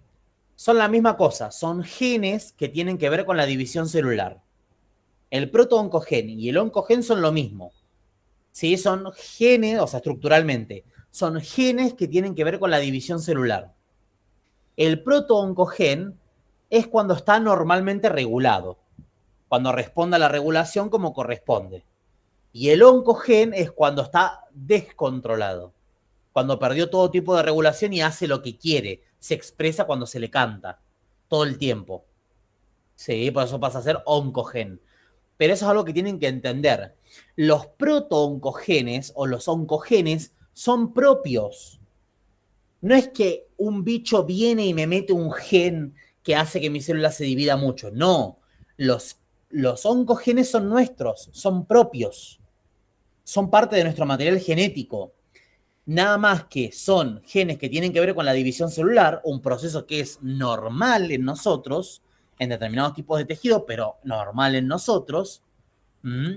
Ahora, cuando esos genes se salen de control y se sobreexpresan, bueno, eso es un tumor. Pero el gen no salió de ningún lado místico, es nuestro.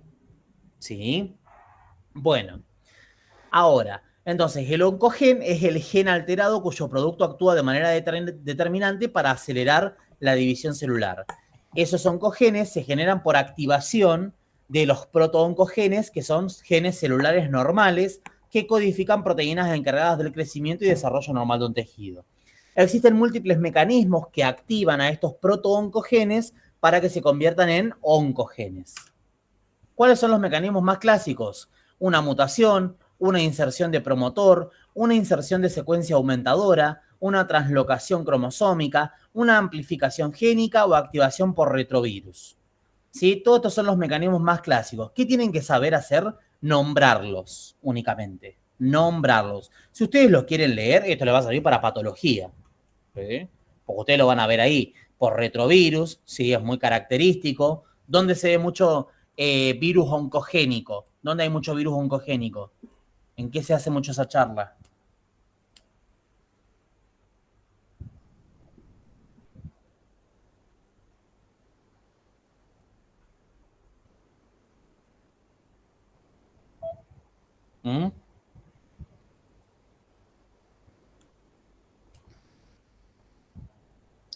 ¿Por el SIDA? ¿El SIDA es oncogénico? Aparte el SIDA, No, pero ¿qué puede es el generar. SIDA? No dije nada. ¿Qué es? No, Estaba que pensando que habla ahora. ¿Qué es el sí, es SIDA? un retrovirus. No, No es un virus de ARN. no. Estoy re mal, entonces. No, El no, SIDA es no. el síndrome de inmunodeficiencia adquirida. El SIDA no es un virus, el SIDA es una enfermedad. Ahora, ¿qué virus produce el SIDA? El VIH. Sí, Ah, sí, yo me expresé mal. sí. El SIDA es una enfermedad. ¿Toda persona que tiene VIH tiene SIDA? No, puede no expresarse la enfermedad. O sea, no. Puede, no, bueno, puede que no Bueno, se pues, llegue a ese claro. estadio. ¿De qué depende? De que el paciente se medique. Hoy en día ya no estamos en la época donde el SIDA, o sea, donde tener VIH era sinónimo de tener SIDA y era sinónimo de morirte. ¿Sí? Hoy en día, las personas que tienen VIH, ¿sí? Que tienen VIH, si toman los antirretrovirales, está bien, vos dijiste bien, es un retrovirus, es un virus ARN, si toman los antirretrovirales pueden llegar a tener carga indetectable en sangre, que es básicamente casi ser un paciente sano. Carga indetectable en sangre. ¿Estamos de acuerdo? Y llevan una vida sana. ¿Estamos de acuerdo? Entonces, para que sepan, ¿no? Para que también porque unos vieron que hasta en la sociedad es difícil todavía sacar el estigma de la enfermedad del VIH. ¿Sí? Porque ha tenido un estigma muy fuerte y bueno, nada, importante saber eso. Pero bueno, el SIDA es la enfermedad, el VIH es el agente productor. El VIH puede que tenga alguna actividad, pero hay uno que es más característico. ¿Qué retrovirus es característico que haga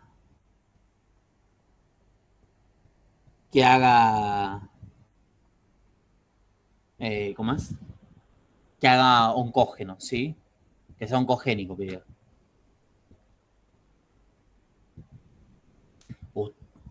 Y no es acá no tiene que ver con la carga, o sea, no quiero poner para que no me digan, no, Roberto, porque somos mujeres, pero las mujeres lo tienen que saber mejor que nadie. Ahí ya le estoy dando una pista, ¿sí? Porque tiene que ver con su propia protección, ¿sí? No porque quiera decir que las mujeres lo tienen que saber, pero porque tiene que ver con su indemnidad, básicamente, ¿sí?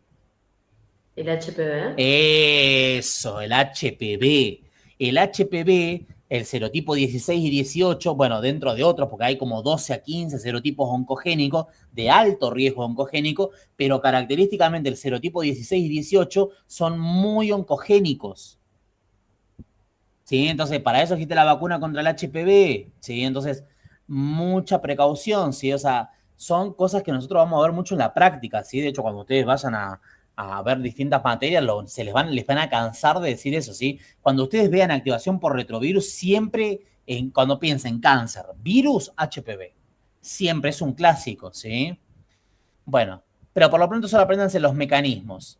Y esto también son las señales que tiene una célula que justamente entra en un periodo de crecimiento acelerado, descontrolado. ¿Sí? Básicamente tienen autosuficiencia en la señalización del crecimiento, evaden los supresores del crecimiento, activan la invasión y la metástasis, que saben ustedes que invadir es básicamente proliferar dentro de un tejido y metástasis es cuando sobrepasan la membrana, la lámina basal del tejido, ¿sí? Eso es lo que se define como metástasis. Potencial de crecimiento replicativo ilimitado, ¿sí?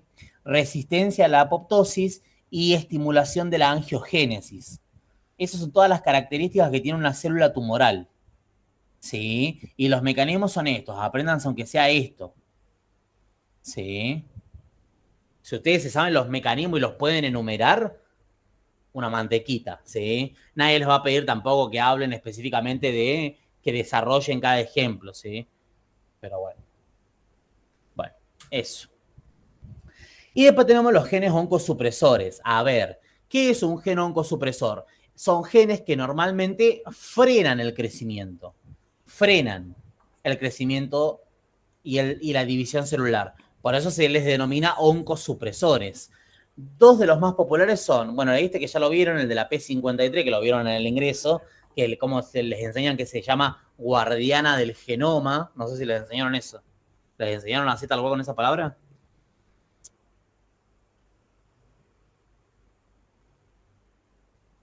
¿No? Qué raro. Bueno. ¿A nadie se lo enseñaron así en serio? No. Que yo recuerdo, no. Mira. A nosotros en nuestra época era siempre se decía, la P53 es la guardiana del genoma. Nos decían siempre, les encantaba. Bueno, aproveché para tomar agua porque me estaba deshidratando un momento. Bueno, entonces, ¿la P53 qué es?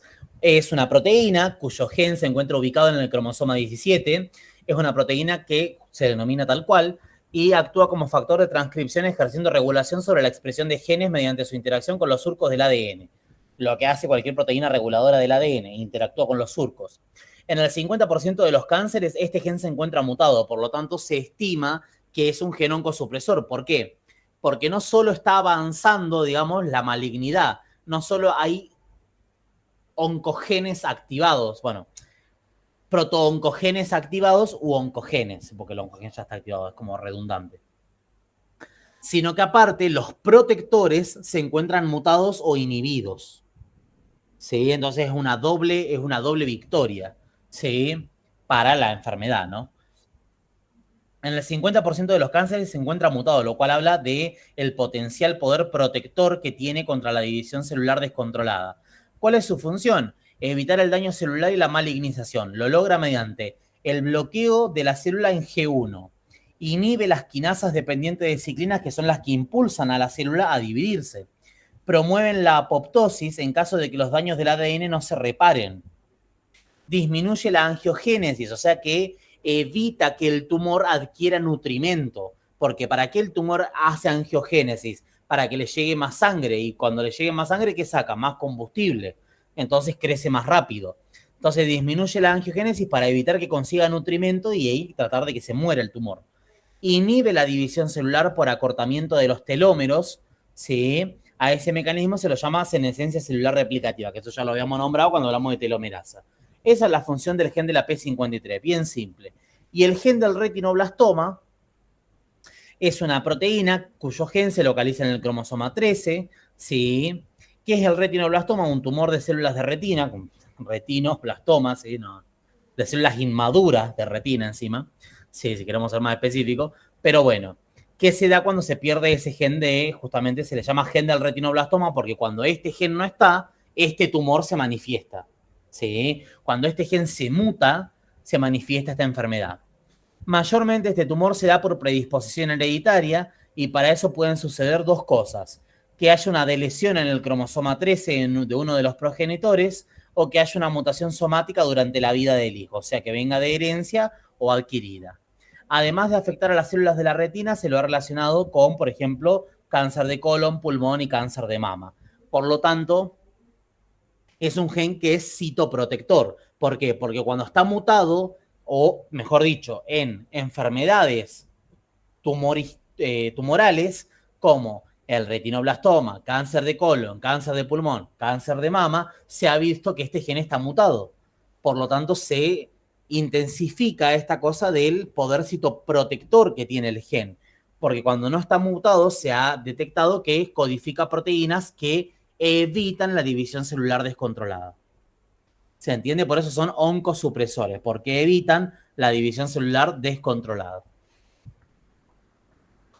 Bueno, eso nomás, bien simple, no les van a pedir mucho. Si se acuerdan el cromosoma en el que está bien, si no también, nadie los va a salir a matar. Lo que sí tienen que saber básicamente es cuál es el efecto, ¿sí? Y bueno, en el caso de la P53, sí les piden estas funciones, ¿sí? Que hablen de esto, ¿sí? Y que expliquen básicamente, ¿no? Porque uno dice, bloqueo el ciclo en G1. Bueno, ¿qué es G1? ¿Sí? O sea, digan todo. En G1, que es la etapa presintética, para así evitar que la célula replique el ADN y se divida. ¿Sí? O sea, aclaren, ¿sí? Recuerden que el docente no tiene que sobreentender. El docente está ahí como si fuese un ignorante, ¿sí? Como que toca de oído. y ustedes tienen que poder explicarle todo, ¿sí? No, el docente no tiene que dar por sobreentendido nada. Bueno, diferencias entre oncogenes y genes oncosupresores. La mutación en uno de los dos alelos es suficiente para que el oncogen se exprese. En cambio, en el supresor tumoral deben estar ambos alelos mutados. La ganancia de función de una proteína que emite señales para la división celular es un oncogen, básicamente. En cambio, en el gen oncosupresor es la pérdida de función lo que hace que se manifieste el tumor o el posible cáncer, ¿no? La mutación surge en células somáticas y no es hereditaria. Y en los genes oncosupresores la mutación puede estar presente en las células germinales o en somáticas, ¿sí? Como habíamos dicho justamente con el retinoblastoma, podía venir de los padres, ¿sí? Los oncogenes tienen determinada preferencia tisular o tropismo, que se llama, y los genes oncosupresores, sí, tienen fuerte preferencia a punto tal que el del retinoblastoma es casi, por eso se lo llama así, es casi patrimonio exclusivo del tumor de la retina. Sin embargo, se lo puede haber alterado en otros, pero es muy fuerte la preferencia, ¿sí? Bueno, nada, eso no tienen que saber mucho más, ¿no? Este cuadro es básicamente la conclusión de lo que está acá, ¿sí? De lo que vamos viendo, pero bueno, si se lo aprenden así, mejor, ¿sí? Les va a servir a ustedes, para eso está. Esto está en el Harper, todos estos cuadritos así son del Harper, lo mismo que esto, ¿sí? Todos estos dibujos son del Harper, alto libro, recomiendo, ¿sí? Mejor que el blanco. Bueno, regulación de la expresión génica, ¿sí? Bueno, la regulación génica en los eucariotas. Bueno, ¿cómo hacemos para modificar la expresión? Podemos perder genes, como el eritrocito, que elimina directamente todo su material y, bueno, no todo, pero casi todo su material y deja únicamente lo que necesita. La amplificación, que es cuando se crean múltiples copias de un mismo gen para generar mucha más cantidad en menos tiempo, como con las histonas. La reorganización de genes, que se puede dar con un montón. Básicamente la reorganización de genes es poner genes que normalmente se expresan menos en regiones o pegadito a genes que normalmente se expresan más. ¿Para qué? Para elevar los niveles de esa proteína. Eso es la reorganización génica. Y la modificación química, donde tenemos la metilación y la acetilación. La metilación, ¿sí?, inhibe la expresión. Mientras más metilado esté el ADN, menos se expresa. Y la acetilación es la inversa. Mientras más acetilado esté, más se expresa, ¿sí? O tiene más chance de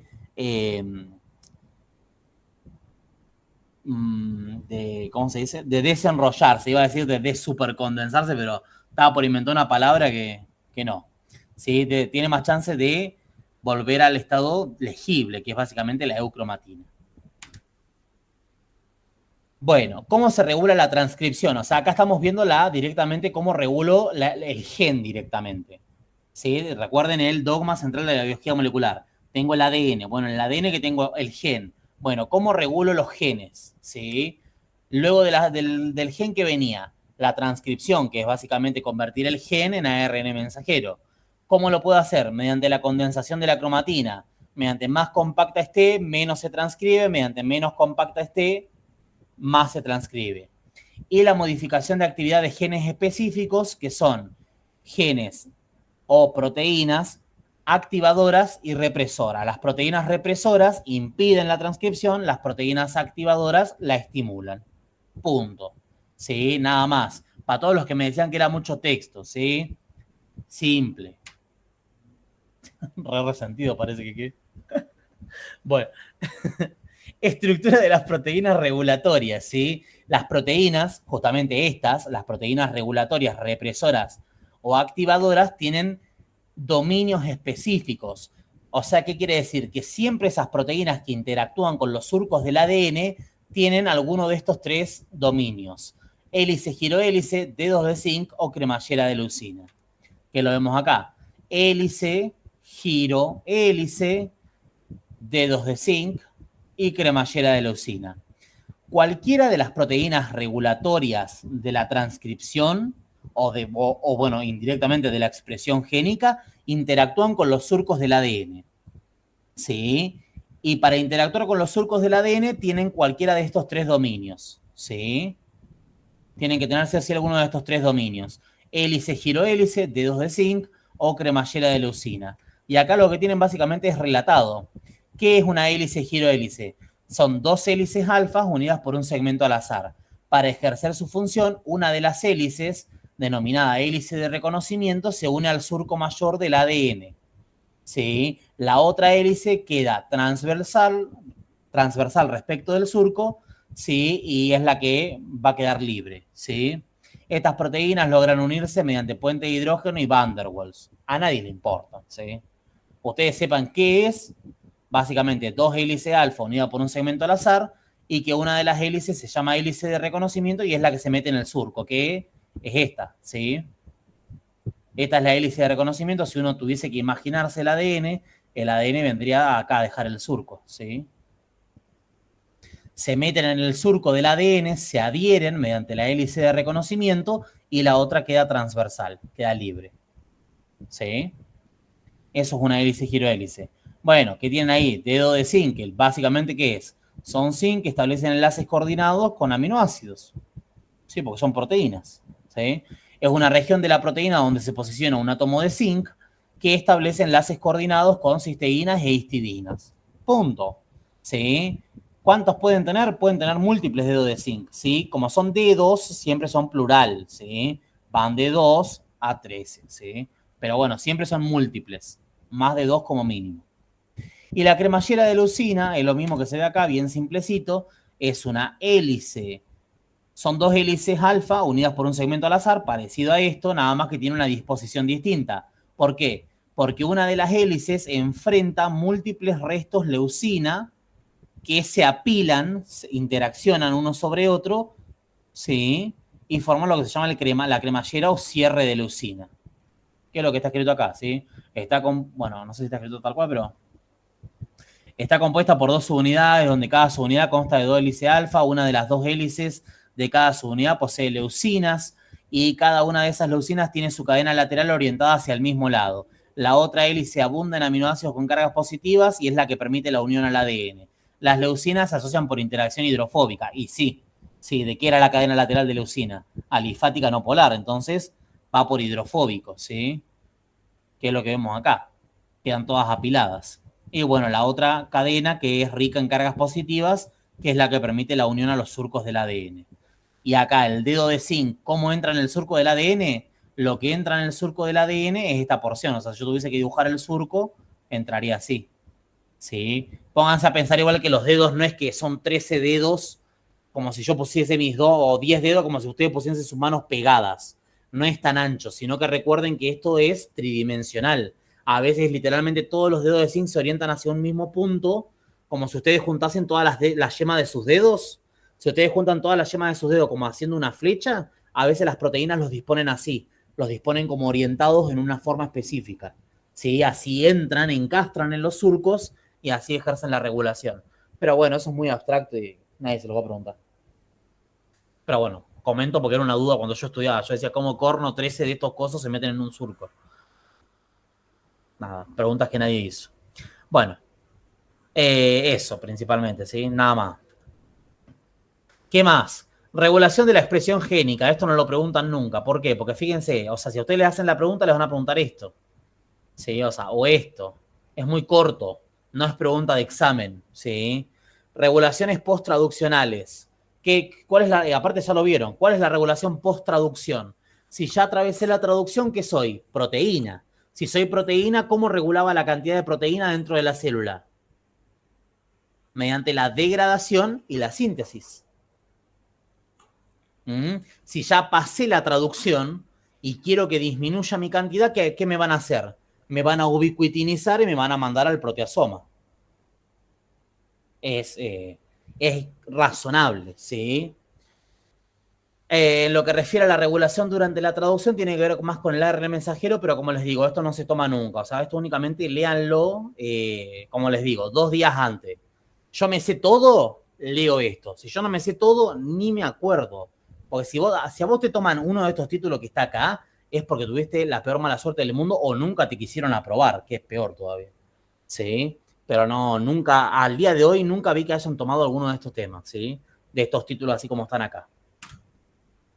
Es más, si te toman esto, que es regulación de posttraducción, no te lo toman así, sino que te toman tránsito intracelular de proteínas. Y básicamente te lo están tomando de metabolismo de aminoácidos. Quieren que vos digas, qué raro que sentí que conjugué como, no sé, la tonada, no sé qué, bueno, que ustedes digan que, nada, básicamente lo del proteasoma y lo del lisosoma, ¿sí? Nada más. Plegamiento de proteínas. El plegamiento de las proteínas es importante. El plegamiento estructural está relacionado con el estado de menor energía libre, es decir, el termodinámicamente más favorable, como siempre. Los primeros pliegues que ocurren dentro de una molécula son guiados siempre por las interacciones polares. Y dentro de esta tenemos las chaperonas. ¿Qué son las chaperonas? Son esas proteínas que ayudaban a facilitar el plegamiento de otras proteínas. Y dentro de las chaperonas estaban las HSP. ¿Qué son las HSP? Heat Shock Protein, proteínas de choque térmico. ¿Qué quiere decir? Que son proteínas resistentes a la desnaturalización por mucho calor o mucho frío. ¿Y eso qué corno quiere decir? Quiere decir que cuando ustedes tengan estas proteínas...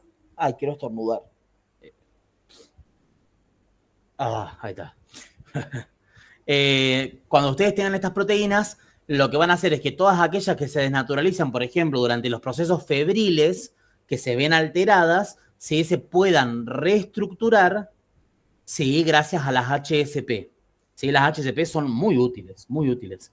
No les van a pedir nada de lo que está... Esto de que ese complejo GROES, esto no lo estudian, porque esto yo lo había estudiado para el ingreso. Que bueno, por lo menos en mi libro del ingreso estaba, ¿no? Y en el instituto que a mí me daban. Entonces, nada. Yo por eso lo tengo ahí, porque viene del resumen mío esto. Pero bueno, nada. Apréndanse qué son las chaperonas y qué son dentro de las chaperonas las HSP. Sí, punto.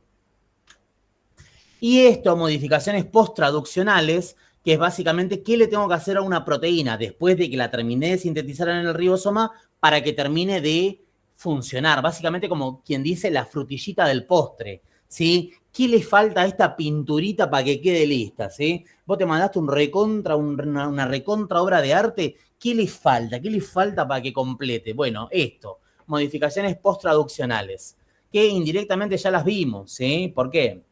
Formación o ruptura de puentes disulfuro. Bueno, este no lo vimos.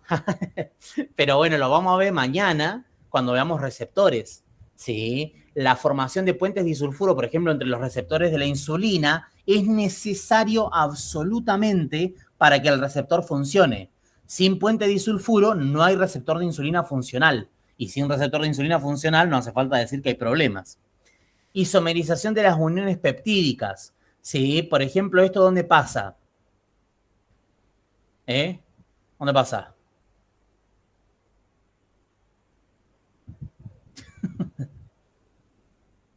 Pasa cuando yo quiero formar la estructura secundaria de una proteína. ¿Sí? ¿Por qué? Porque recuerden que los puentes de hidrógeno en la hélice alfa y en la lámina plegada beta tienen que quedar enfrentados. Si quedasen mirando uno para arriba y otro para abajo, nunca se podrían unir mediante puente de hidrógeno. Y es gracias a que los dos quedan mirando hacia el mismo lado, ¿sí? Que justamente se forma el puente de hidrógeno. ¿Sí? O sea, que sirve para el normal ensamblaje de las estructuras secundarias, ya sea lámina plegada beta o hélice alfa. Cortes de la cadena polipeptídica. Bueno, no hace falta decir, cualquier simógeno o prehormona, ¿sí? Es un precursor inactivo que cuando yo le corto un pedacito, de repente funciona. O bueno, acá les dice poliproteínas, pero no es nuestro caso. ¿Por qué? Porque nosotros no tenemos ARN mensajero policistrónico. ¿Quién tenía eso? La bacteria. Entonces, modificaciones covalentes, agregar o quitar cosas mediante unión covalente. Hidroxilación en el colágeno, cuando se forman los restos 4-hidroxiprolina y 5-hidroxilicina. Carboxilación, como la gamma carboxilación de las proteínas GLA de la vitamina K. ¿Sí? ¿Que sirven para qué? Son proteínas que participan del normal metabolismo óseo y de la hemostasia, o sea, de el balance entre la coagulación y la anticoagulación. La acetilación, ¿sí? La acetilación, bueno, es común en un montón de proteínas. Proteínas de la sangre, por ejemplo. Metilación. Bueno, sí, las musculares, los citocromos. Sí, no. de esto no, la verdad no tengo mucha referencia a la metilación, nunca me acuerdo. Fosforilación, sí, bueno, fosforilación no hace falta aclarar que hay 1500 proteínas que empiezan a funcionar o dejan de funcionar cuando se fosforilan. Lo vimos en en integración metabólica, lo vimos. Y aparte lo vamos a ver mañana. Mañana cuando veamos los receptores tirosin quinasa, serina trionina quinasa, sí, vamos a ver justamente esta modificación covalente. Adición de hidratos de carbono, básicamente cualquier glicoproteína, que para que funcione tiene que ser glicosilada. Lípidos, cualquier lipoproteína, que para funcionar tiene que ser esterificada con lípidos. No existe lipicidad, ¿sí? Tiene que ser esterificada con lípidos. Mañana, por ejemplo, también lo vamos a ver con la isoprenilación, por ejemplo, de las proteínas G, si lo quieren anotar. Mañana vamos a ver cómo justamente las proteínas G, tanto la subunidad alfa como el dímero beta gamma, se anclan a la faz interna de la membrana plasmática mediante isopreniloides, ¿sí? Que derivan del colesterol, dicho sea de paso. Bueno, y adición de grupos prostéticos como el hemo a las hemoproteínas. ¿Es algo que ustedes no hayan visto? No, todo lo vieron. No, sí, todo lo vieron, ¿sí? ¿Qué tienen que aprenderse? Apréndanse 3 o 4 ejemplos de cada uno. No se aprendan 4 de modificación covalente, no sean chantas. Sí, apréndanse 3, 4, modificación covalente es 1. Sí, después cualquiera de los otros números, ¿sí? No sean chantas, ¿sí? Me acordé cuando dije no, de una, bueno, no sé quién es, en realidad es una mina, no sé si alguna vez le salió una chabona que hace reels, que es como azafata, que te da como tips de viaje. Te dice, no sé, si vas a Italia, no compres acá, comprás allá. Sí, la vi. ¿La vieron alguna vez? Una mina que es azafata, una rubia. Ay, Dios. Qué cringe que me da cuando aparece esa vez. ¡No! Dice. Ah, bueno.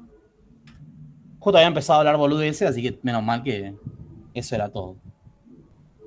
Sí. Pero bueno, no es muy largo, parece mucho más texto de lo que es, pero es algo bien simple, ¿sí? O sea, no. Si ustedes según yo, ¿no? O sea, ¿vieron algo muy complejo en el texto? No. ¿No? ¿Alguna duda específica de alguno de los temas? No solo de esto, de cualquier cosa. Por ahí se les vino algo que se habían olvidado de preguntar, no sé.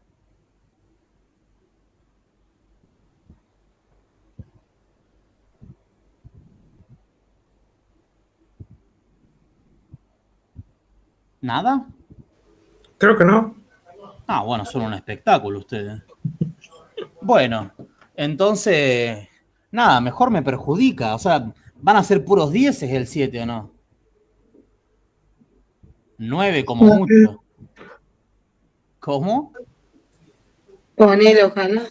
Ojalá, no, ¿por qué ojalá? Ustedes esfuércense para que así sea y les va a ir bien, confíen en ustedes. Si ustedes no confían en ustedes, nadie va a confiar en ustedes, ¿sí? Porque uno a veces, tu amigo, sí, o sea, te puede poner fe, pero la confianza no te la puede dar. Entonces, confíen primero ustedes en ustedes, ¿sí? Parezco un mensaje de autoayuda. Estoy para hacer reels de vos podés. Tipo de esos de, ¿cómo se llama? De motivación. Reels motivacionales. Sí, pero bueno, no confíen en lo que ustedes saben, ¿sí? Estudien, razonen, aprendan, sobre todo aprendan. No sean una máquina de memorizar porque chupan información que no entienden y si ustedes no entienden, no aprenden y si no aprenden, no les va a servir de nada. ¿Por qué? Porque el año que viene ya se lo van a olvidar, no les va a quedar nada y básicamente va a ser igual que haber hecho nada. ¿Qué? Gran parte de la mayoría de las materias se las van a olvidar, pero hay enseñanzas que les tienen que quedar fijas. Por ejemplo, ustedes no pueden salir de bioquímica sin saber lo que es diabetes, sin saber metabolismo básico, esencial de glúcidos y de lípidos, sin saber qué es la urea. Esas cosas les tienen que quedar. No la fórmula, no si se hacía en mitocondria, en fulano de tal, no, le tienen que quedar lo efectivo. ¿Sí? Que eso es lo que la cátedra no sabe hacer pie. Pero bueno, no voy a empezar. ¿Sí? Así que bueno, si no tienen ninguna duda, Eso sería todo por hoy. Mañana vamos a ver hormonas. Si ustedes tienen la predisposición y las ganas de vivir, les recomiendo que empiecen a ver las clases de video porque son clases pesadas. ¿Sí? Que las vean antes de venir a la clase y tal vez les surjan dudas. No sé si alguno hace eso, creo que ninguno, ¿no? Que van a agarrar la clase antes de entrar acá. Para escucharme 4 horas a mí encima. Yo creo que no. La clase no, pero leer sí. Claro, leen sí, pero bueno. Pero no, la clase de video ni ahí la ven. Pero bueno, si les sirve, nada, todos estos temas que son más pesados, por ahí a veces uno lo chupa más rápido cuando ve un video básicamente y después ve de nuevo la información y termina de afirmar. Pero bueno, pueden hacerlo a la inversa, pueden tener la clase acá y después ver la del video para reafirmar. Pero bueno, para cualquier duda que tengan, estoy a su disposición. Si les da vergüenza, escriban al privado, no hay problema, pero escriban, ¿sí? Así que nada, eso, ¿sí? Cualquier cosa me avisan. Nos vemos mañana entonces. ¿Estamos? Bueno. Dale, Bueno, que tengan buen día. Chao, Listo. chao.